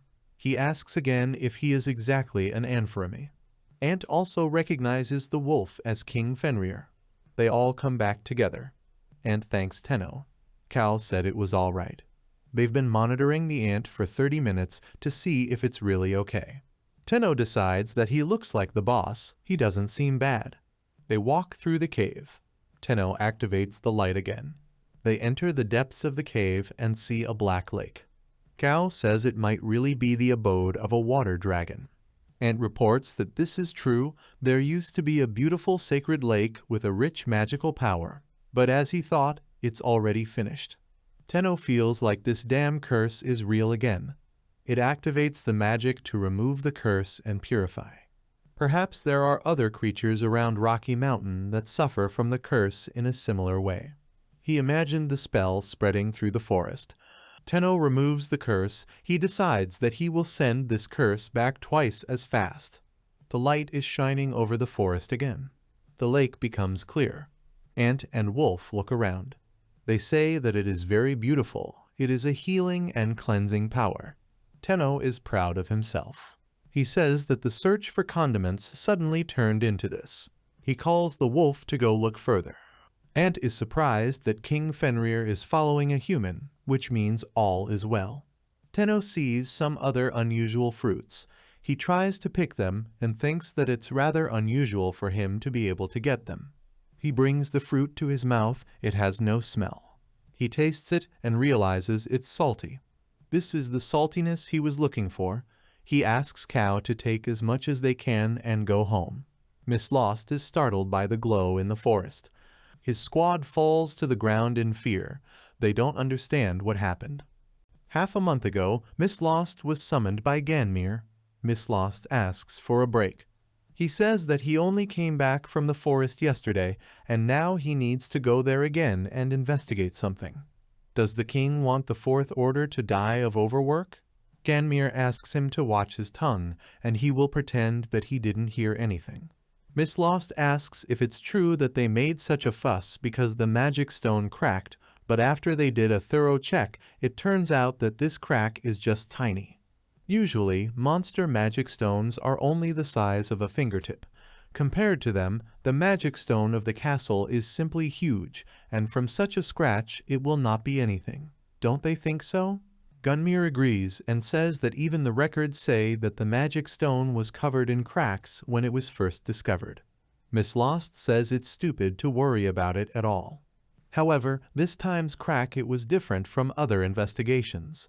If the problem really exists, they should address it in the best possible way. From the very beginning, the Fourth Night Order was a unit that had a lot of experience in the forest. It was founded to capture and subdue monsters, but one of its tasks was also to explore the forest. Miss Lost claims that he has been to the forest countless times, but to be honest, nothing much has happened in the forest so far. This is an ordinary dark, gloomy forest. If the investigation again shows nothing, it means that everything is in order. But is it true? After all, something is happening in the middle of the forest. Miss Lost asks if he can't be serious about saying that the kings of the forest are there. Ganmere says he doesn't know, but he's thinking about something. Miss Lost asks what Ganmere is so afraid of. Of course, it is difficult to reach the depths of the forest with all these monsters overflowing with the evil eye. But even if something goes wrong, the strongest kingdom in the world will never lose. Ganmere says he hopes so. A soldier of Miss Lost reports that he will train 20 slaves capable of scouting and performing any job. He says that he leaves it up to him. They will leave as soon as the knights are ready. Miss Lost decided that only a select few would go this time, since it usually takes about 10 days to reach the forest. The soldier agrees. Miss Lost tries to understand why this guy is being so careful. Soldier, maybe something happened to the First Order commander. Miss Lost says no, says it's nothing. He's been friends with him for a long time, but because he's very smart, he tends to get too carried away with the idea. And come to think of it, among all the knights, he's the only one who barely uses slaves, as if he sees the slaves as ordinary people. Since birth, the slaves of the kingdom are bound by a powerful slave mark. They cannot experience emotions and do not allow any thoughts of resistance. They can't even speak without orders. Miss Lost thinks it's just like him, though it would be easier not to think about it. The soldier says he sees nothing in them but slaves. Miss Lost thinks so too. Although he thinks that the ill treatment of the commander of the Fifth Order of Knights is too much. At the same time, it doesn't feel right to sacrifice so many people to a magic stone. And then he catches himself and asks me to forget about it. The soldier says he likes this trait of his. Miss Lost asks if he's laughing at him. Ganmere is writing something in his office. He thinks about what Miss Lost said, but he doesn't think he can find anything without going to the center of the forest. Even if the Fourth Order is said to be familiar with the forest, but at most they have explored less than 10%. The forest covers half the world, and so far no one has reached the center of it. It's been several hundred years since magic was used, and there are even still reports of retribution from the forest kings. However, behind the strong barrier of the forest, according to Trey, the power that can affect the magic stone does not exist. Moreover, from the moment the stone was discovered, it should have been strengthened by the countless sacrifices made to it. Ganmere wonders if it's possible that a creature that surpasses all the kings of the forest has appeared.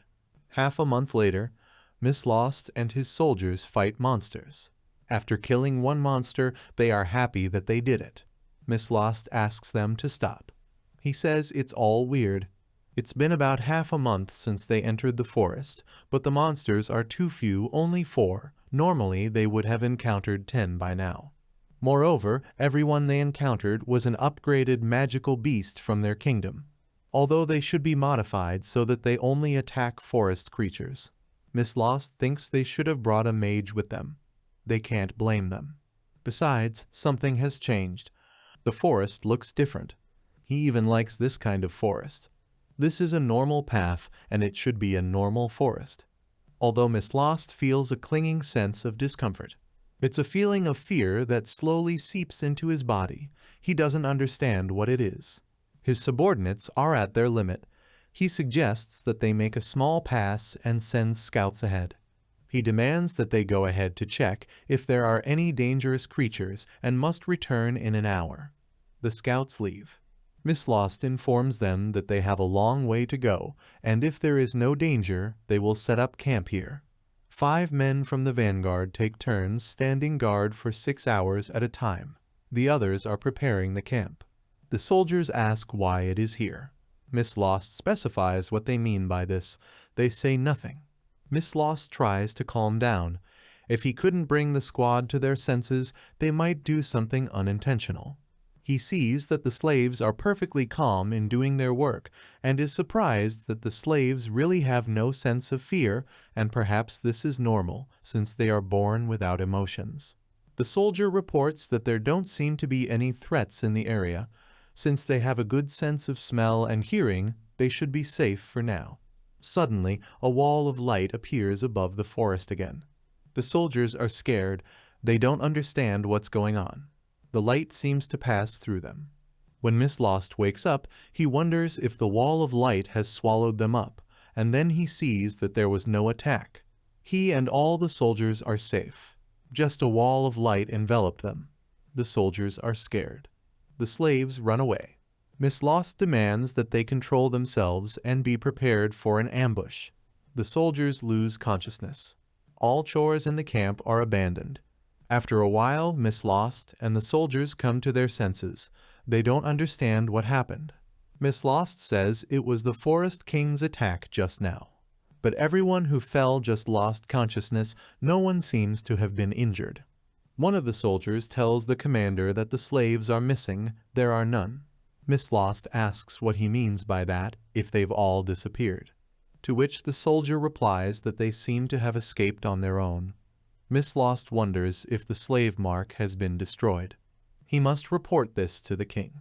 At this time, Tenno, looking at the ant, thinks that if it will live with them, then it should be given a name.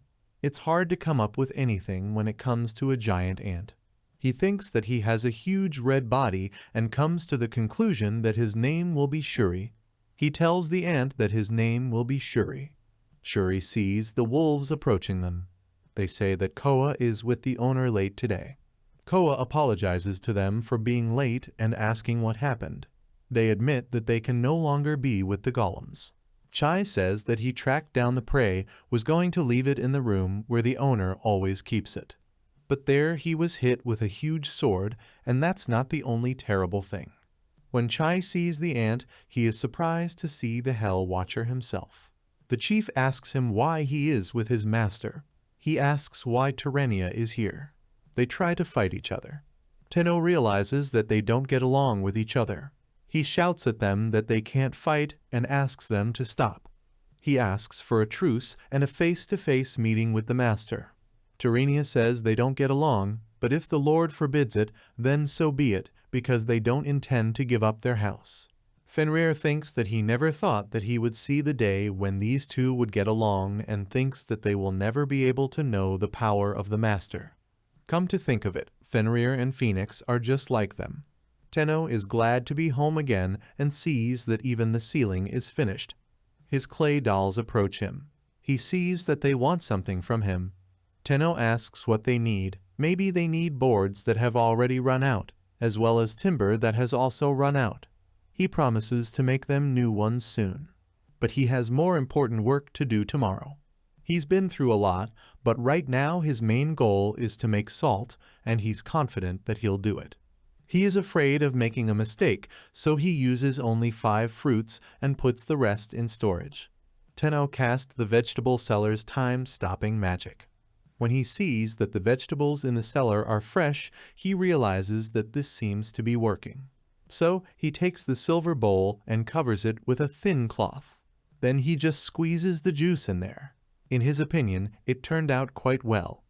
Now it cooks slowly so that it doesn't burn. The juice is still fleshy, so he decides to filter it out a bit. 2 hours later, he sees that there is a small lump of salt in the cup. He thinks that we need to make a nice container for salt. As a result, he processed all the berries into salt and scattered it in containers. The gold ore was too hard to use, but he was able to turn it into a magnificent container. He's very excited. Wolf is surprised that Tenno was able to use not only mithril, but also magic gold. He doesn't think he can do either. The only reason he made so much in half a day is because he wants to eat delicious meat. He sprinkles the thawed piece with salt and aromatic herbs, leaves it for a while. The wolves watch with interest.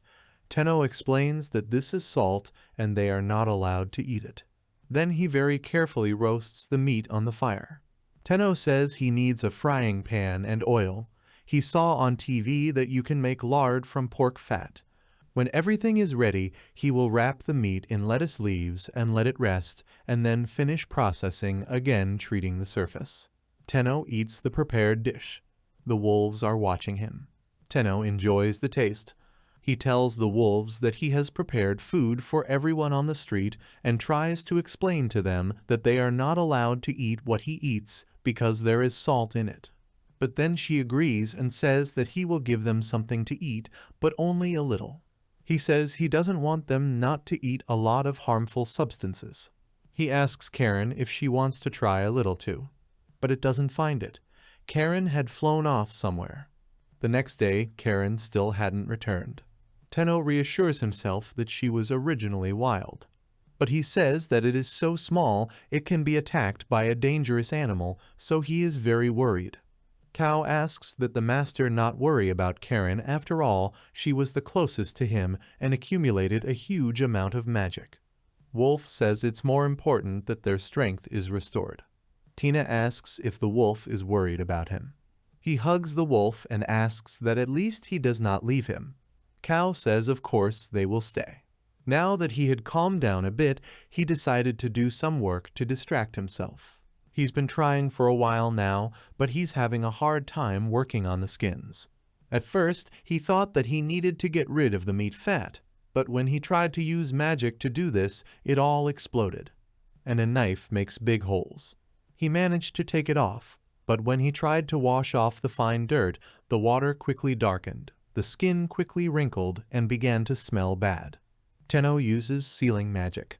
They finally got to this point, but now the most difficult part is drying. At this stage, the skin always hardens. It doesn't know anything about drying, so it has no idea what causes it. While stirring water with a wooden stick in the skin vat, Tenno says that this is just the last drying.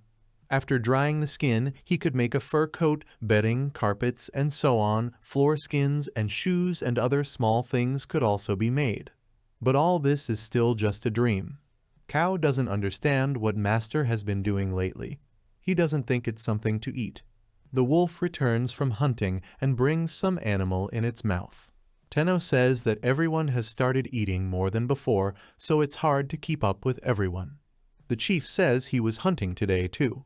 Ever since Shuri's appearance, the chief had grown bigger and bigger, as if competing with her. Tenno wonders how big the animals of this world can grow.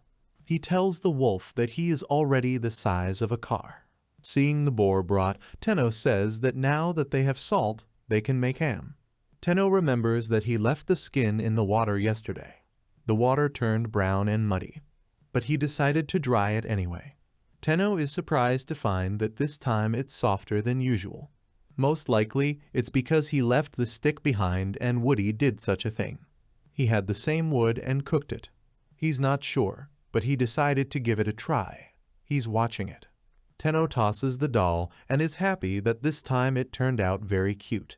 The ants and wolves don't understand why the host is creating more and more of these golems. By the way, they call them one-eyed and others three-eyed. Tenno asks One-Eye if he can get him the 3 skins he kept in the freezer. The doll shows that they want to try it themselves. They begin to clean the skin.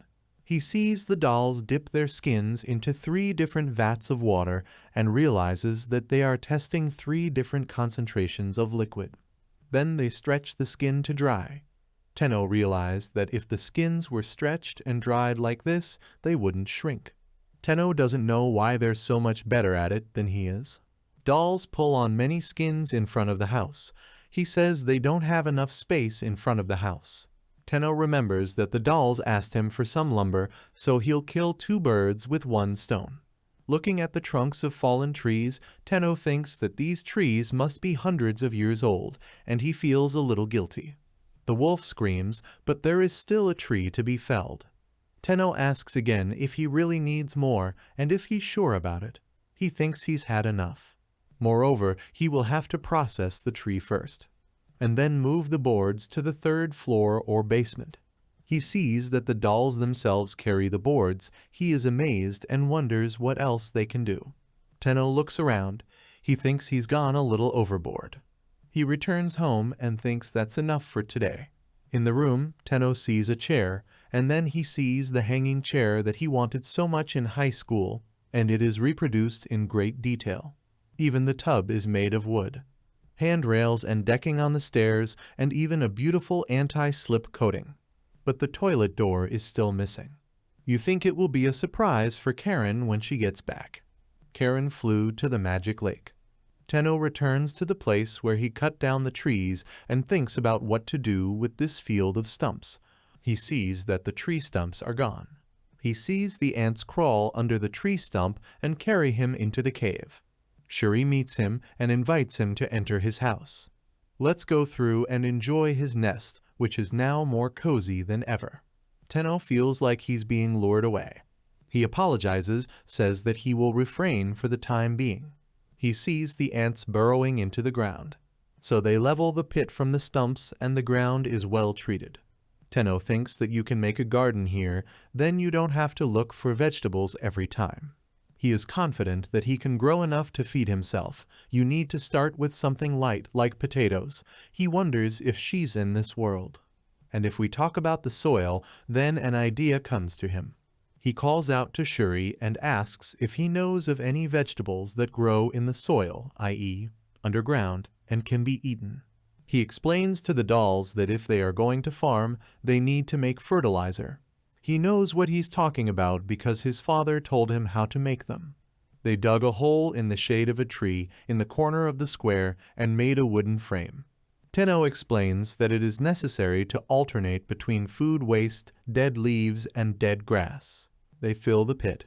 Tenno moistens the soil to promote fermentation and covers it. It remains only to wait. He remembers opening a compost bin as a child and finding a large number of insects there. It was terrible. Tenno uses time acceleration to speed up the process. Tenno says magic is awfully convenient. The temperature increased and a strong smell appeared. Now they turn the mixture upside down and stir. Tenno then continues to accelerate. At this time, the wolves hunt the wild boar. Cow is happy that it is very fun to hunt after a long break.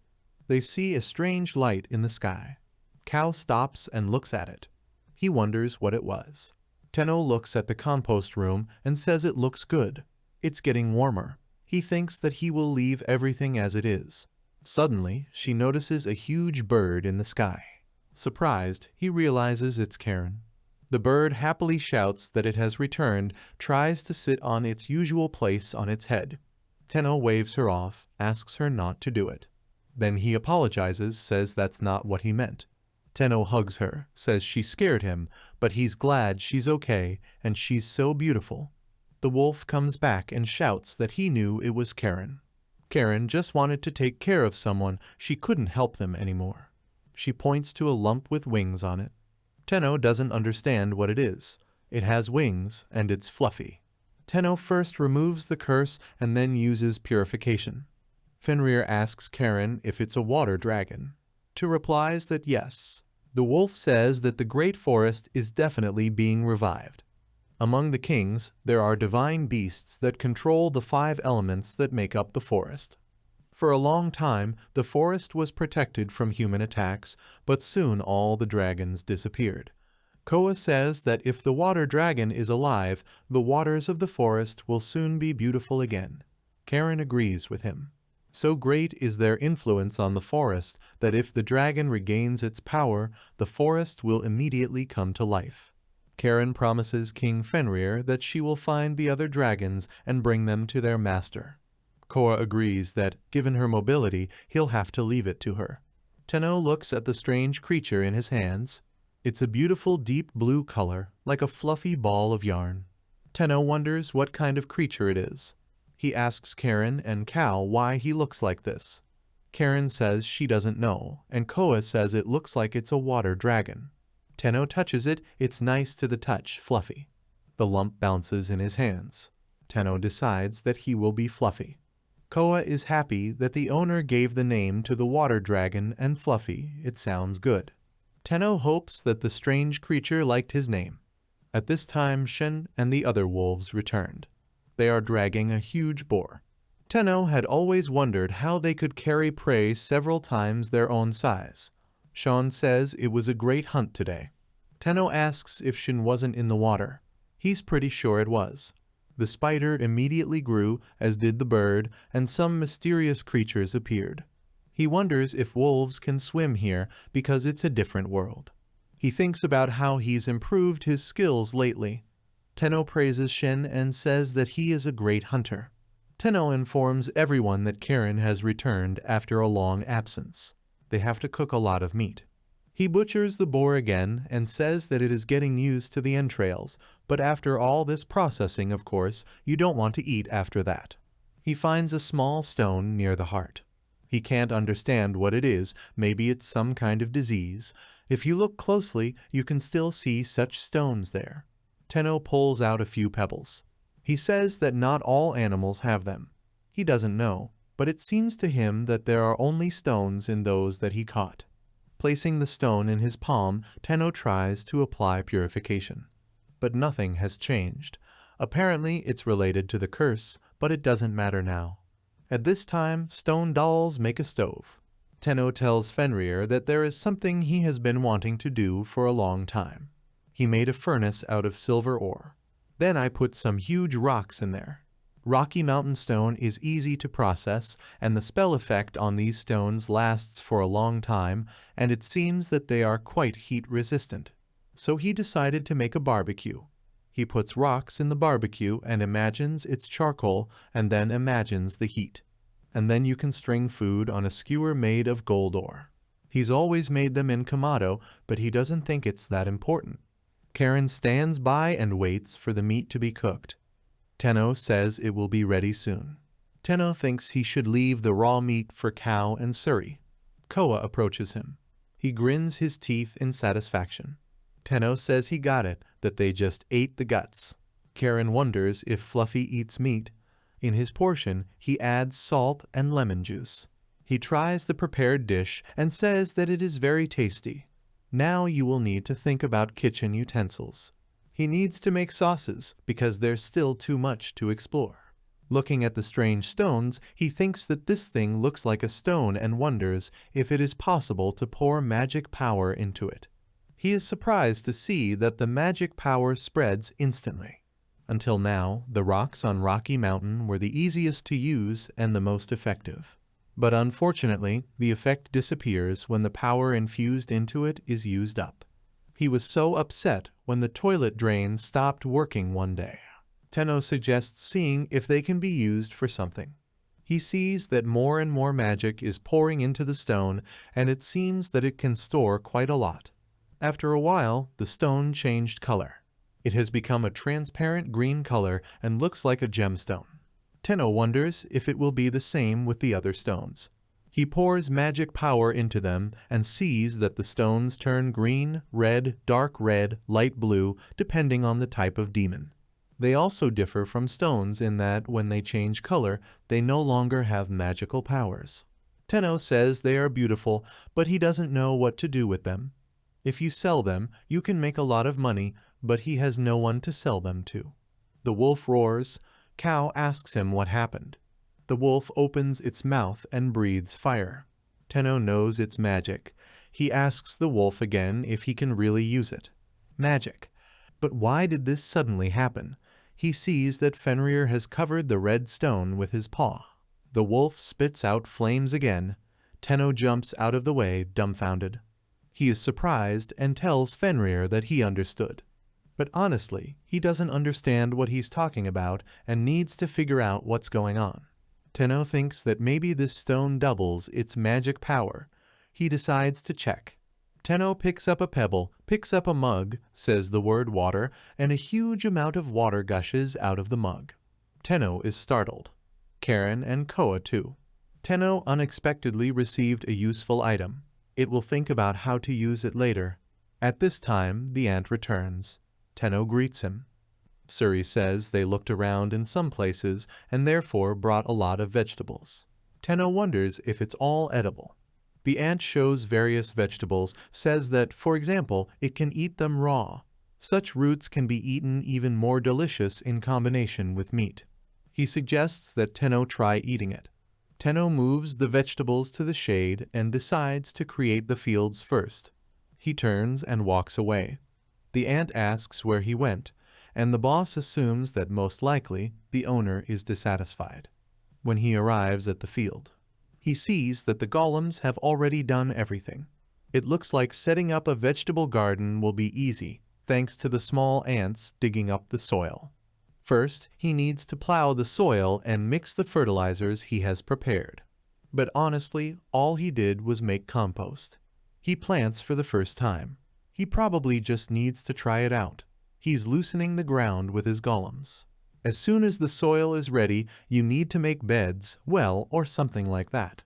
Tenno makes the beds, examines the result, and thinks that this should be enough and more than enough. Now you need to cut those vegetables that look like ordinary potatoes in half and plant them. He picks up some vegetables and wonders what they are.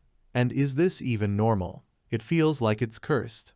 The ant tries to explain to him that this is a great find. If you put this vegetable in water, it will swell up and taste even better. Tenno decides to believe Suri. He looks at the garden bed and thinks that it might be better to fill it higher to improve the drainage of water. So all the vegetables are planted. Tenno looks around the fields and thinks it's weird.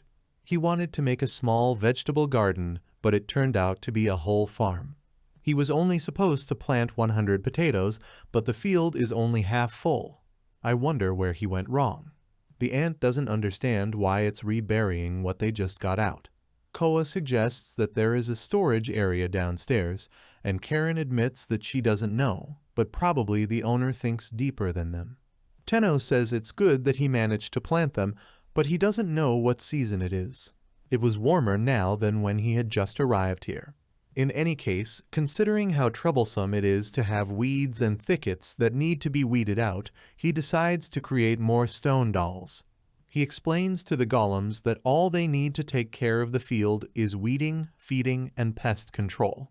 He makes a doll and thinks that maybe in this case it would be more convenient if the stone doll can also use magic. He took a test yesterday and realized something. Red stones enhance fire magic, blue stones enhance water magic, but he doesn't know if he can use it. The green color is not known, but it seems to have something to do with nature, but he does not know what the transparent color can mean.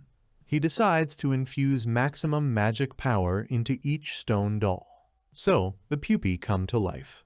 Tenno greets them and tells them that he is leaving the job to them. Now that the fields are sorted out, the next step will be the lake. He thinks about the next step. Tenno goes to the lake that he cleaned last time and sees that it has become very beautiful. The reason he's near the lake is because he craves soy sauce, but he can't help it because he doesn't have any soybeans. But if there are fish in the lake, then you can make fish sauce. On TV, they said that you need to ferment the fish with salt. The taste is peculiar, but he likes the taste of Nampla. Fluffy is flying around him. Tenno says he's very energetic today. It looks like he wants to tell him something, but he has no idea what. Tenno throws in a fishing rod. He even made something that looked like a fish hook, so it should work. Chai looks at him with interest, and Tenno says that he already explained before that he will fish with it. Tenno gestures to indicate that he's talking about food. Someone pulls the hook and Tenno sees a huge fish come out of the water. Tenno is amazed because the fish is so big, and here she was on the beach. In the end, he got 10 times more than he expected, although it looks strange. Tenno thanks Fluffy and says that he is good at fishing. You could make fish sauce out of it, I guess, but he'll give it a try. He'll make the fish sauce as soon as he gets back, and the leftovers can be grilled. He hasn't had a fish in a long time, so he's looking forward to it. Miss Lost returns to the king with a report. The king demands to repeat what he just said. Gungnir sees through the window that the Fourth Night Order has returned too quickly. They enter the castle gates. Miss Lost looks crestfallen. Danmir thinks that it hasn't been a month since they left, something must have happened. At this time, a servant runs in and apologizes for the intrusion. He says that the commanders of the Orders of Chivalry are requested to meet in the audience hall as soon as possible. So, the commanders of the Orders of Chivalry are going to have an audience with the king. Miss Lost and his servant kneel down. The magician asks if they have discovered what caused the magic stone to crack. Miss Lost knows that's what they care most about. He thinks that he is a warrior, and for the sake of this country he has followed every order given, and he is ready to give even his life. But it would really be unfair if he was executed for nothing. He tries to explain that when they arrived at the thicket of the forest, a huge wall of light suddenly appeared. I went through them. By the time he regained consciousness, everyone had already fled. In addition, the enhanced demonic beasts they had brought there were also baring their fangs against them. So many abnormal things were happening that he was unable to assess the situation. The mage surprised how the slaves escaped and why he didn't die, so wouldn't it be better to say that he escaped?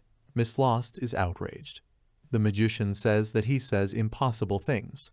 The king descends from his throne and walks towards Miss Lost. No one understands where their majesty is going. The magician always thinks that this is impossible. He shouts that they haven't finished yet. The king walks past them. Ganmir tells Miss Lost that all that matters is that he is safe. He says no, as long as he doesn't know what's going to happen to him. He asks Gunmir if by any chance he knows what is going on in the forest. Everything seemed to be unchanged, but he was struck by the feeling of fear that gripped him. It's as if the forest itself rejected him. He honestly thought he was dead when that wave of light swept over him. However, after that, the slaves escaped, and the soldiers didn't know what to do at all. Ganmir thinks maybe it's a warning. He says that perhaps this creature is more powerful than the kings of the forest. I wonder who it is. Miss Lost is surprised. He asks Gunmir again what he really means by saying that it wasn't the work of the forest kings. Ganmir is just waiting for him. If they have such power, they would have counterattacked long ago. Miss Lost agrees with him. They think that perhaps someone with more power than the forest kings has appeared. The king thinks that this is impossible. He can't imagine the slaves running away, how this can even happen. If it was possible, wouldn't that mean that the slave's coat of arms that is reinforced with the magic stone has been revoked? This is also not possible. For so many years, he had sacrificed himself to strengthen the magic stone. The barrier that protects him and his country still works without problems. But what happened to the enhanced monsters that were released into the forest? Did he mean to say that they had returned with distorted magic stones? He remembers how the gods gave him this magic stone and asked him to use the sword to get all the power of the forest. If you do this, then he will become the king of this world. He did everything as the gods told him, continuing to steal the magic power of the forest and holding off the beast's attack. There have been no counterattacks in the last few decades. Just a little more, and it might almost be over. The king grabs his sword. He cuts off the head of the maid who brought him tea. The sword is stained with blood, but the king thinks he is calm now. He demands that this forest be burned to the ground. Tenno is about to start making the long-awaited fish sauce. It removes the head, giblets, and blood, cleanses the meat, and cuts it into pieces. Tenno is surprised that a kitchen knife made from silver ore cuts very well. Now all that is left is to be marinated in salt. Salt is a fairly valuable resource, so Tenno wonders if he should reduce the amount of it. He thinks about 20% will be enough. He rubs the pieces of fish with salt and then puts them in pots in a pile and fills everything to the brim. He's a little worried about sprinkling some more salt on top. He ties up the pot with a cloth. Now he has to put it in a dark place for a year or two. Tenno laughs and thinks that there is also an option to use magic. He speeds up the time 3 months in advance, removes the cloth, and sees that the sauce has become a little thicker, and is surprised that this smell probably comes from fermentation, decides to leave it for another 6 months. Koa and Suri are watching this. Koa asks if he has any idea what the master is doing again. Ant replies that he doesn't know, but it smells really good. The pot gives off a unique aroma. Tenno sniffs and says it's a smelly but unique fragrance, and his body shivers in anticipation of success. Then you need to sift through a damp napkin. The liquid turns out to be a beautiful light brown shade. Every drop of it is priceless. He tastes it and thinks it's quite salty, but it tastes really good. He suggests that we stop there and start cooking. Tenno is grilling fish. He had already frozen the rest of the fish, and today he would have the grilled fish that he had so longed for.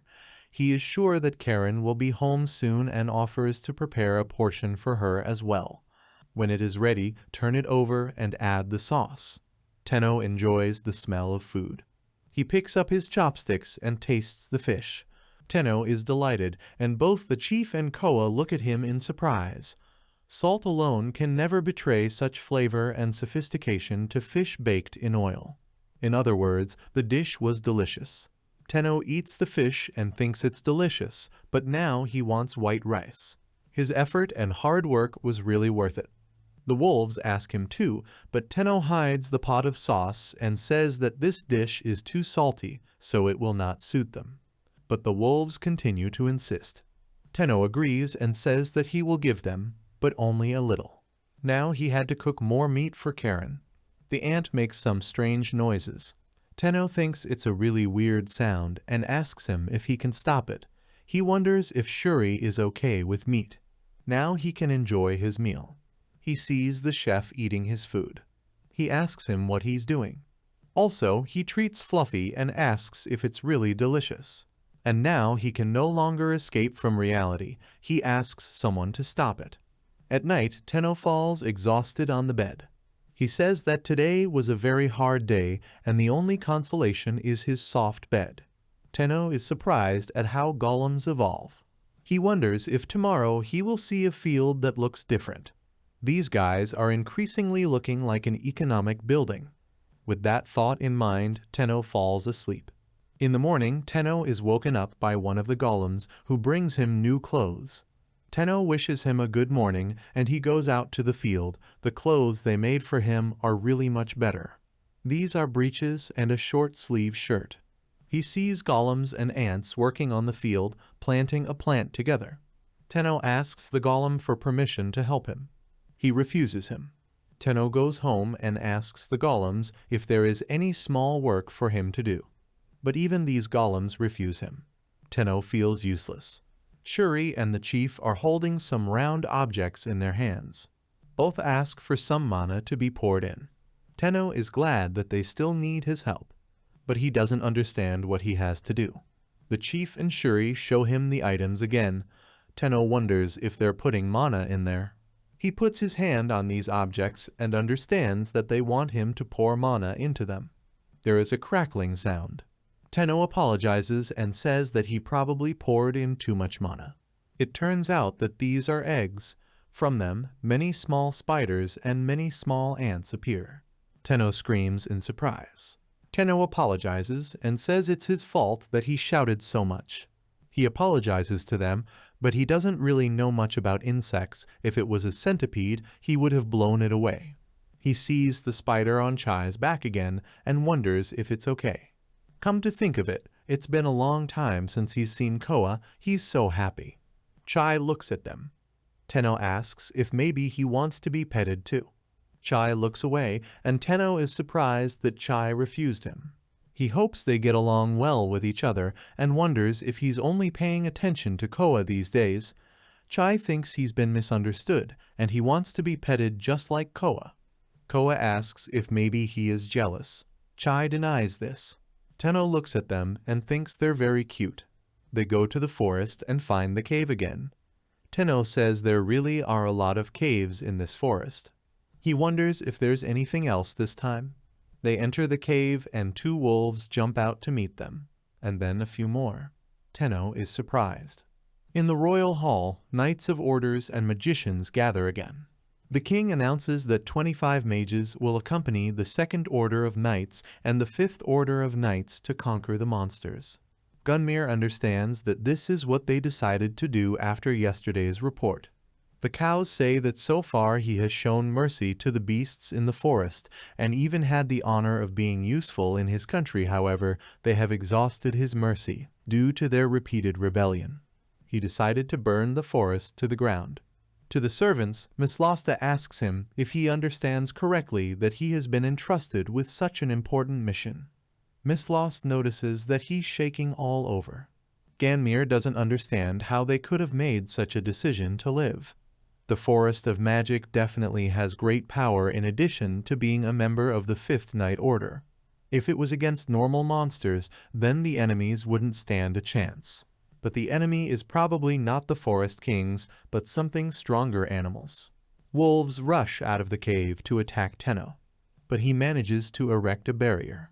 Tenno says that he is fine as he has put up a barrier, but their condition is similar to Shuri's when he found it.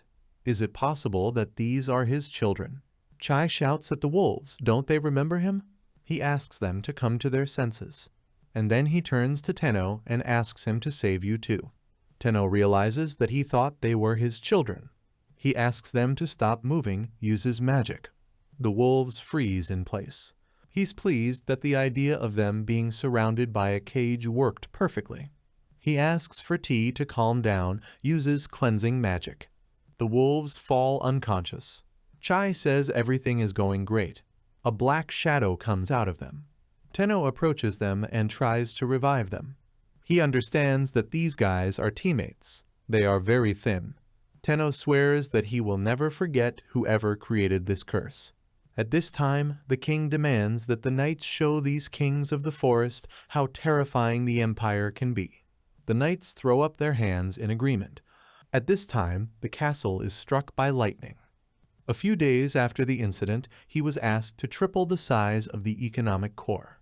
Before he knew it, a small lake had formed next to the field. Tenno asks the Shuri ants if it was him who dug it up with his cubs. It's just amazing. Fluffy splashes in the lake. He comes up out of the water and bumps into a tree trunk. Tenno thinks Fluffy wants to tell him something. Maybe he wants him to cut down a tree in order to expand the lake. Tenno cuts down trees and makes the lake bigger. He returns home very tired because he has worked hard. Small spiders scurry around it. Tenno goes down to see if there's anything in the storeroom. He sees that all the shelves are filled with food. Tenno says that he understands that from now on he has to add everything that he took from the field, and in winter he needs canned food. So they need to expand the space. He suggests making sure that time stops here so that it can cool down. It expands the room, and the golems get to work. They make new shelves very quickly. Tenno is amazed that there are new shelves in the blink of an eye. The golems have amazing skills. Golems carry vegetables to new shelves. Tenno also tries to carry vegetables. He asks for permission to help him, but the golem won't let him. Then he asks the wolf to let him help with the hunt. The wolf suggests that he run from time to time because of all the strength. They run forward, but Tenno can't keep up. They run to the edge of the barrier. Tenno realizes that they only have about 2 hours to get around the entire place to the barrier. Tina thinks about how to increase it. Suddenly, they hear a terrible growl and see a flying dragon. The wolf warns the master that this is dangerous. A wyvern circles above them. At this time, Karen was going to be back early. She is still comfortable inside the master's barrier. She sees a wyvern and thinks it's rare. She wonders where she's going. Suddenly, she sees the master below and realizes that the wyvern is targeting him. The wyvern has a fairly solid hide that normal attacks may not penetrate, making it a problematic opponent. Karen hopes she makes it in time. Tenno activates the cut magic. Karen sees that the wyvern has been cut into pieces. Tenno remembers that when he was attacked, he did it by reflex. He didn't expect it to cut through the air. They stare at the wyvern. Tenno asks the koa if it's edible or not. Then he spots Karen and greets her, saying he's glad she's back. They're coming home. Wolves share meat. Tenno tells Chai that he can also take some meat. Tenno thought that Chai would leave the koa pack once he found his companions, but he shouldn't have worried. Tenno recalls that at the moment when he was saving Chai's comrades, he involuntarily shouted, "Divine punishment," and then he felt a little rested. He doesn't know what will happen to it or where the culprit behind the curse is. The king is frightened. He doesn't understand what happened. Perhaps they wanted to attack him. But this is impossible because their country must be protected by a powerful barrier. Miss Lost is very surprised when he hears about the attack on the king, but he wasn't around. He asks Gunmir if the attack was repelled by the barrier protecting the king. Ganmir says that he saw lightning strike near the king. As expected, the royal barrier is really strong. Miss Lost asks Ganmir if he didn't hear that they decided to send troops after all this. Ganmir explains that the king used magicians who were supposed to go to the magic forest to set up multi-level barriers around the room with the magic stone and lock themselves in. Miss Lost is surprised that the invincible king of the empire is acting so timidly. Ganmir says he just can't help but think about it. This country has never been attacked in 100 years. Moreover, the barrier protecting the country is still intact. Miss Lost asks what he means by that. Ganmir explains that this means that this attack took place outside of their country. Miss Lost tries to process what he's heard. Ganmir says he is wondering if the attack really missed. At this time, Tenno is happy that the wolves are all right. He suggests that they all eat together. The golems asked him to take apart the winged lizard himself, even though he thinks it's too hard and unrealistic. But they see that the golems have already taken the lizard for meat. Tenno thinks he's using every part of him, even his skin, and wants the world to be his peace of mind. They grill their meat. Tenno notices that the winged lizard seems to harden on the grill, so he tried soaking it in fruit juice, but doubts it. Shiro asks Koa if he has ever eaten a wyvern. He replies that he has eaten and its meat was elastic and rich, but the food that the master cooks has a sweet, fragrant smell that he has never tasted before. Tenno thinks that he's feeling a lot of pressure again. He remembers that you need to take an onion substitute, caramelize it, add fruit juice, and mix it with fish sauce to make a delicious mixture. Then you need to dip the seasoned and grilled meat in it. Tenno eats wyvern meat. He says that this taste makes you want rice and fresh eggs, mix a poached egg, and add some rice. But apparently winged lizards don't taste like chicken. He's very sorry. He really wants to eat fried chicken. Come to think of it, he remembers seeing oil extracted from camellia seeds in one groundbreaking program. Tenno wonders if there are such seeds in this world. Karen snatches a piece of meat from the wolf and shouts that this meat was prepared for her and asks her to keep it. The wolves disagree and say that their pieces are too small. They were given very little, and so they try to take a piece of meat from Karen. A fight for meat begins between them. Tenno, watching them, thinks that he can't escape reality and that it's slowly getting worse. Tenno says that fried chicken is not possible yet, but fried pumpkin should be delicious, so he tries to get oil.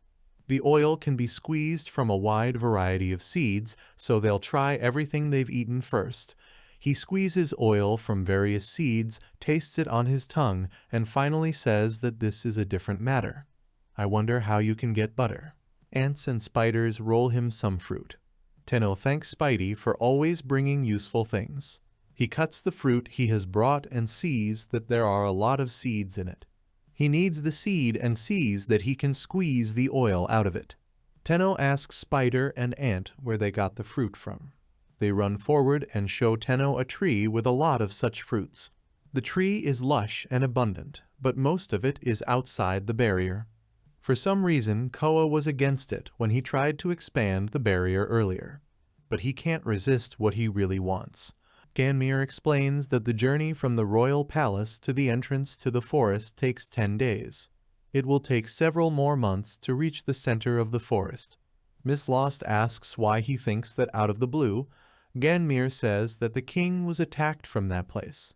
Ganmir suggests that this is probably due to the king's decree to burn the forest to the ground. At this time, Tenno increases the barrier 3 times more than before, even about 5 times. He says that in addition, there are remote places that are of interest. Koa asks Tenno what this means. T warns that all this can greatly affect the body. Tenno suggests that you first determine the range of the barrier and clear it. At this time, the king thinks that the attack has not reached the barrier that protects him. In the end, this will be the last attempt of the beasts. The king laughs happily. Ganmir asks if this doesn't mean that they have the power to protect their kingdom and beyond.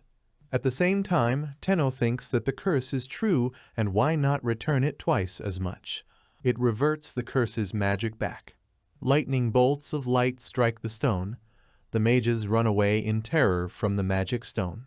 Tenno continues to return curses, doesn't forget about the curse in the ground, and sends it back again. He also brings back the curse in rivers and lakes. Lightning strikes the magic stone one by one. Tenno continues that all the curses that will help clear the entire barrier from tree roots to leaf tips should also return. The king is scared because almost all the mages have been killed. The magic stone is covered in cracks. Meanwhile, Tenno is very satisfied.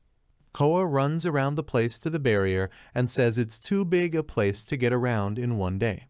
A few days ago, the beasts felt a huge wave of powerful energy. Shiro is afraid that the barrier's presence has disappeared. The chief is worried that something has happened to the master. But the golems continued to behave as usual, carrying out their usual tasks. Tenno is finally coming back. He asks them what happened. Why are they all together? Koa explains that this is normal when erecting a barrier of the same size as expected from their master. One day when he came home, he found himself on a wooden floor that was very large. There is a real sliding door at the entrance that opens and closes very smoothly. All rooms also have doors, even a toilet and bathroom.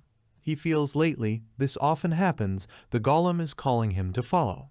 He shows Tenno a stock of sliding door frames. The golem brings him the ore and asks him to do something. Tenno understands that he is asking for glass to be made. The golem calls him on and shows him the wall in the living room. The golems point it out to him. Tenno understands that they want him to remove part of the wall. It removes part of the wall. Tenno is surprised that One Eye can also use magic. Since he has nothing else to do, he decides that he will then start his own oil pressing business. To do this, he creates a special press. If he uses his magic to strengthen his abs, then everything will work out. After the first bite, he ran a small taste test. It turned out that everything was fine, so he used up all the seeds. But the press still needs some improvements. The oil has a light pink hue and emits a sweet smell. Tenno eats eggplant fried in butter and says it's very tasty. The wolves are asking for his food again. Tenno doesn't know if fried eggplant is suitable for dogs, i.e. wolves. He agrees to buy it again, but only for a little bit. The chief gets a piece too. Chai approaches him, thanking him that his friends have fully recovered. Relatives ask again whether it is normal to trust this person. Chai explains that, of course, they can also feel its magical power. Tenno says he is glad they are feeling better and asks them if they would like something to eat. He gives them food. The wolves are well fed and satisfied. Tenno thinks that Chai's friends probably liked these pumpkin-like vegetables. He remembers that he still hasn't given them names. He calls them Chaya and Chada, and the one with the white face is Charu. As for the females, there will be Sao, Sasa, Sammy, and the one with the red spot and red, I will be Kisa. He tried to match their names with the characters in Chai's name. Tenno thinks he has a great nose for names. Tenno comes out of the house and sees an equipped grill on the deck where golems are roasting meat. He went back into the room. Tenno talks about how he manages to deep fry some things, but he still wants an iron skillet. He asks Cow if he thinks he will find iron ore or iron. It also doesn't have a magnet or anything. He wonders where he can get the magnets and remembers that he still has one. This is a clasp on the wallet. Ever since he goes outside, he's been looking for iron ore everywhere. He looks around the mountains for her. Even though he says that, he just sticks the magnet in random places, although he's glad it was attached to the clasp of his wallet, even though this is only part of the barrier. There are too many caves here. He surveys the area and marks the places where he found Chai's friends, where he found red glow stones, blue glow stones, the place where he found Shuri, the fish lake, and the place that was like a maze, but he went back. They are now in the place where he found the red glowing stones. Whether it was a volcanic zone or something like that, it wasn't like he could see the entire back. It's only been 5 days, and they're still there. Even though there are so many stones here, he can't find what he needs. On the way here, he had hunted some prey, so he would need to return soon. They see another cave covered with vines. Tenno turns on the light magic, illuminates the cave, and sees that there are some pillars inside that look like ice. He thinks it's ice, but he's not cold. Inside the stone, he sees a turquoise squirrel that is still alive. It includes purification magic. But nothing happened. He touches it. Then this pillar crumbles and the squirrel wakes up. Tenno looks at it and thinks it's cute. But he wonders if it will become food for the wolves. She's happy to note that Koa doesn't seem interested in her yet. Kitty, on the other hand, is a little wary. Koa asks if the direwolves aren't doing a good job with Ratatosk. Kai replies that just one would be great. The squirrel is calling him somewhere. Tenno realizes that he is calling for help from his friends. He sees many more squirrels, which are also bound by ice pillars. Tenno helps them, and a lot of squirrels surround him from all sides. Tenno is amazed that there are so many of them, and the wolves realize that they must help the master. They start growling, and the squirrels run away. Tenno thanks them and says that they really helped him, but there were too many squirrels. But having one around is nice enough. A squirrel sits on his shoulder. However, even though they had been walking all day, going to different places, he had not achieved any results. The wolf says that he will never be able to find the mine just like that. Tenno thinks he has plenty of time, so he'll be patient. They approach again in the cave where he found Kisa with the others. It's only a 15-minute walk from the house. Come to think of it, he didn't look inside, but it's probably empty. He tries, and the wallet is magnetized to the rock. Tenno is upset that it's been under his nose all this time. Karen returns and says that she hasn't found any dragons today either. Shiro says that the master has also just returned. But then Karen notices a squirrel sitting on the master's shoulder. Karen gets angry and says it's someone like Ratatosk sitting on the master's shoulder. Tenno looks around and sees squirrels scurrying around the house. Tenno knows he did something wrong. The chief explains that he understands it. They snuck into his house once and he didn't even notice, so he's not good at this sort of thing. Tenno thinks about how there are more creatures in his house, and wouldn't it be nice if they could get along. A whole squad of golems is approaching him. Tenno asks them what's going on. They take him to the field and show him the harvest. He is surprised by what he saw and asks again if they didn't plant the crop just 2 months ago, if it is already ready for harvesting. He sees that this is still about 10% of the total crop. He was allowed to sow seeds and water only once. He doesn't know if he can participate in the harvest. He sees ripe potato, curabita, radishes.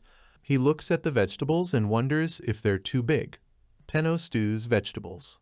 He says he's never tried it before, but there are plenty of delicious ones. On the other hand, they can use the bad ones as compost. He asks you to postpone the one that is lush but tasteless, and that is incredibly sweet but too bitter.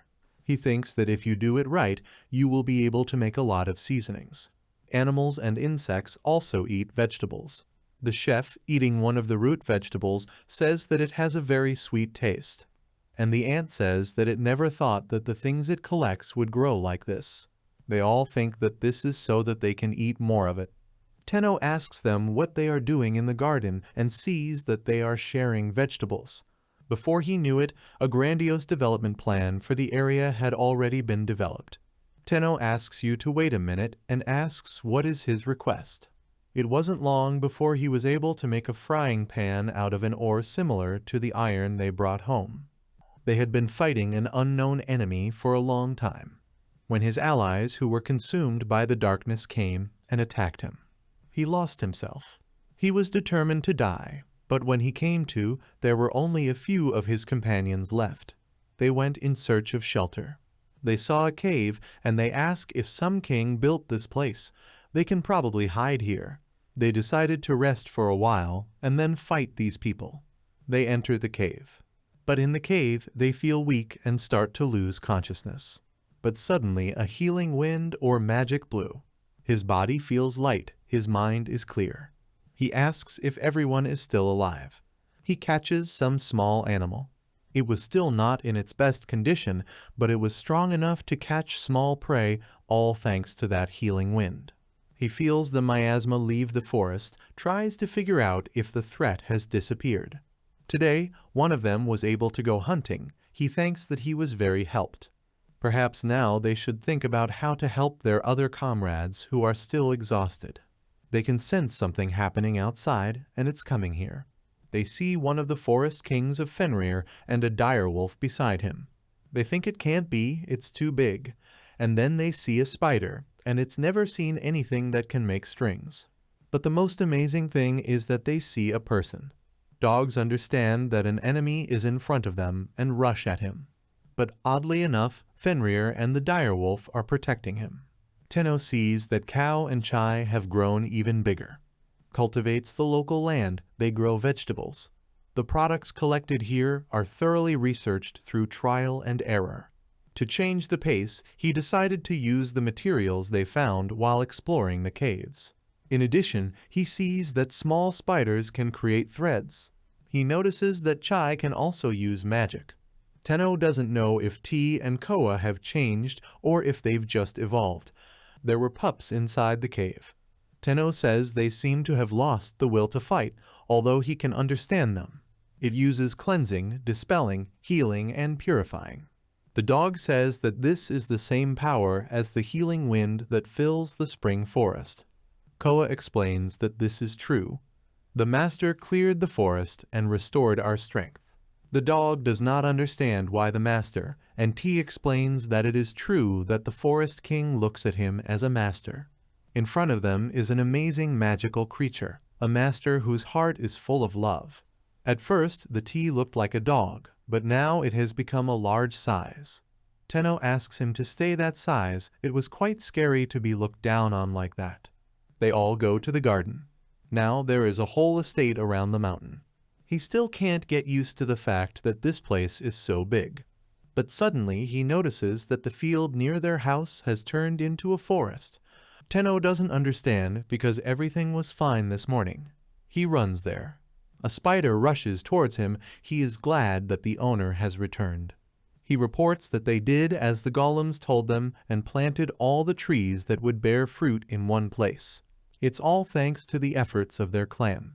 Ant is indignant, asks why he says so because their clan worked several times harder. Surprised by what they saw, just like ordinary dogs, the Garm fainted. Tenno walks around the forest and notes that the forest is in good condition. Including the plants he planted, there are about 90 known species as well as about 200 fruit trees. Tenno is happy that he now has 30 plantations with fruit that looks like grapes. He wonders how the farming party was able to plant it so quickly after only half a day has passed. First of all, they should give preference to vegetables grown in the field. They are going to use this for making seasonings. Also, he finally has an iron pot. Tenno takes the pot and says that now, as long as he has this tool, he can make wine from grapes. It took him about a month to forge a frying pan out of iron ore, but now he can identify useful stones and metal ores. The versatile stone he uses as a substitute for charcoal in the home, and for one-eyed golems, it is easy to use and has magical properties. The stone that looked like iron, or better to call it iron, was complicated, but he made the cooking utensils he wanted. Items made from silver and gold ore are more durable, but they consume too much magic mana. They are useful for making glass display cases and knives. Surprisingly, they have low thermal conductivity. As for the blue and red glowing ores they found while exploring the caves, it seems that Fluffy likes them very much. He made a semi-transparent bottle out of them, but it lost its luster. The latter are magical strengthening stones that can be found in the hearts of individual monsters. He collected them in a bottle and thought that someday they might be useful to him. Tenno is peeling a vegetable. First, the taste may be weak, but it will be able to make flour from these potato-like vegetables. He learned this by watching TV. It should be easy. You need to grate the intended potatoes on a coarse grater. Next, wrap the grated potatoes in a dry cloth and press tightly. You should get a white, fluffy consistency. Then leave it alone for 20 minutes and drain. That's what he thinks. He sees that everything has worked out. It accumulates on the database. Then you need to repeat the process of soaking the potatoes and then drain the water 2 more times. Then you need to divide the hardened lumps of the container base into 2 plates and dry them. Tenno tries out what happened and realizes that he did it. Everyone has recently moved into their new doghouse, and rather, wolf houses. But it got so lonely, but everyone is so big, and there are even more golems now. Tenno thinks it's time anyway. Now they roll the meat of the rabbit, which is currently closest to the chicken, in salt, and then rolls them in flour. An iron skillet definitely feels different. Tenno roasts the meat in a pan and suggests that you try carrot. He tries it and realizes that nothing tastes better. A spider comes down to him, then gives him a piece and says that he can take it, but it's a secret. Tenno says that he scared him, but now you need to stock up on the remaining flour. While he's waiting, he can slice this truly bittersweet vegetable. He thinks he can probably make sugar out of it because he once saw his mother making sugar out of beetroot. You need to remove the foam and then heat it until the mixture begins to become viscous. The mixture became truly purple. He pours it out. Then you need to get the hardened parts and spread them out on a wide substrate and allow to cool. Tenno eats the resulting morsels and thinks it's delicious, with a thick umami flavor to boot. In one of the caves, a huge toad also feels this fragrance. Volg says that this smell must mean that the owner is preparing their next dish. The tea reports that it has never tasted such a sweet aroma before. He asks Karen, who has returned, if she has failed again. Karen is indignant. She says she searches every corner of this barrier every day while he sits here and relaxes. The Koa says they properly protect their host. Tino comes out with the food. He calls everyone to eat. Everyone happily runs to him. Tenno explains that today he decided to mix the sugar that he made today with the fish sauce that he made earlier. Today they have red meat teriyaki. Animals instantly eat their portions. They're thrilled. It tastes great. It can't be described in words, it's lovely. Cow says it's too good and asks for more.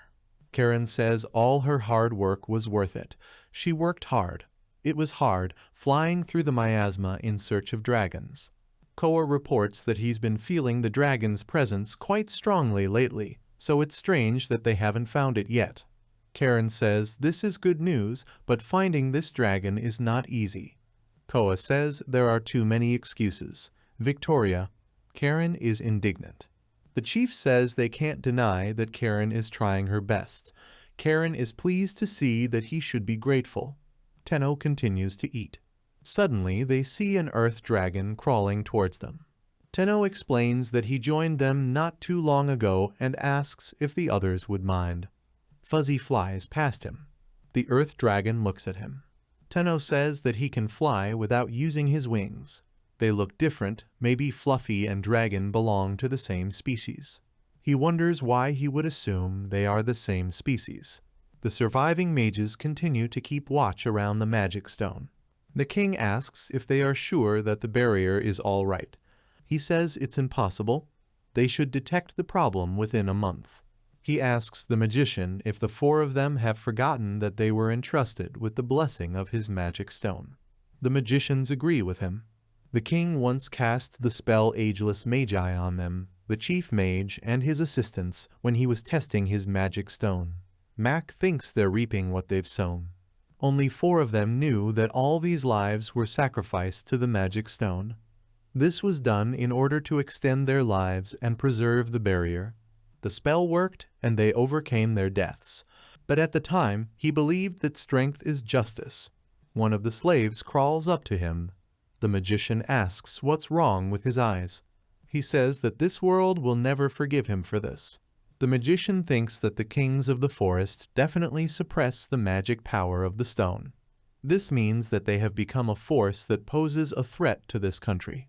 The magician thinks about how many more lives M needs to sacrifice to restore the magic stone. This country has drawn the wrath of the entire world. Small bunches swing on the branches. The chief says that recently it seems that children have started manipulating their threads. Their main strategy was to clothe themselves in hellfire and quickly defeat the enemy, At least there should have been. Of course, every time the master observed them, he would send an image of them manipulating the threads. He asks Spidey if they've tried this before. He realizes that instead of running away, they can catch prey by shooting threads faster. They seem to have evolved to the point where they can even set traps. The chief thinks that he will also try this idea and says that it is a brilliant idea on the part of the master. At this time, he sees a flying lizard. It's so hot in here that he can't think of any good ideas. He wonders if it's a lizard at all and tries to think of a name for it. He says that he understood since he is dark, so they will call him Kit, and he looks like a dinosaur, so Rex. It looks cool, so it's Kukulkan or Leviathan or Jormungand or Leviathan. But there's no reaction, so he doesn't like these names. He says flying would be a bit too much. And at this time, the lizard flaps its wings. She understands that he likes the name Flying Lizard. As he considered the question, he thought again of names for the newly joined dogs. The one he considers their leader will be AI, the males will be called Sora, Ni, and Raki. The females are also Ami, Fu, and Mira. He was able to come up with some great names if he tried. The color of their fur reminds him of indigo blue. They are all so similar, and he needs to be careful not to confuse them. Tenno is swimming in the river. It floats, feels great. But he says it got hot very quickly. The temperature should be close to 40, and it's probably summer in this world right now. They swim in the river with the lizard. Tenno thinks that the river that flows through the forest is magnificent. He was surprised. They've almost built all the way to the river, but the fields and orchards are getting bigger and bigger. He sees animals and trees flying through the air. Now he understands how they carry trees. Tenno thinks that both the trees and the wolves are floating in the air. This world is undoubtedly fascinating. Wolves are also hot. Koa says that the season that disappeared hundreds of years ago has returned. It is also related to the master's powers. Chai says this is his first time doing this, so he's only just found out what summer feels like in the first place. Koa agrees that this can be quite difficult to bear. But the chief looks quite lively from the outside, as expected from someone who was called the Guardian of Death. The chief asks if even King Fenir can't handle this level of heat. Koa replies that if he put up his magic barrier, it would be nothing.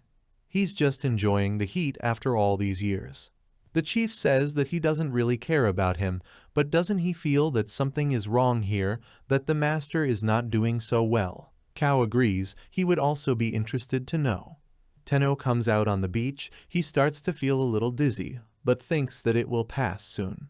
He looks back at the water and doesn't understand what he was riding on. It looked like there were huge amoebas. They have such small eyes, but they're probably not evil. They're nice to the touch and cold, so it's okay.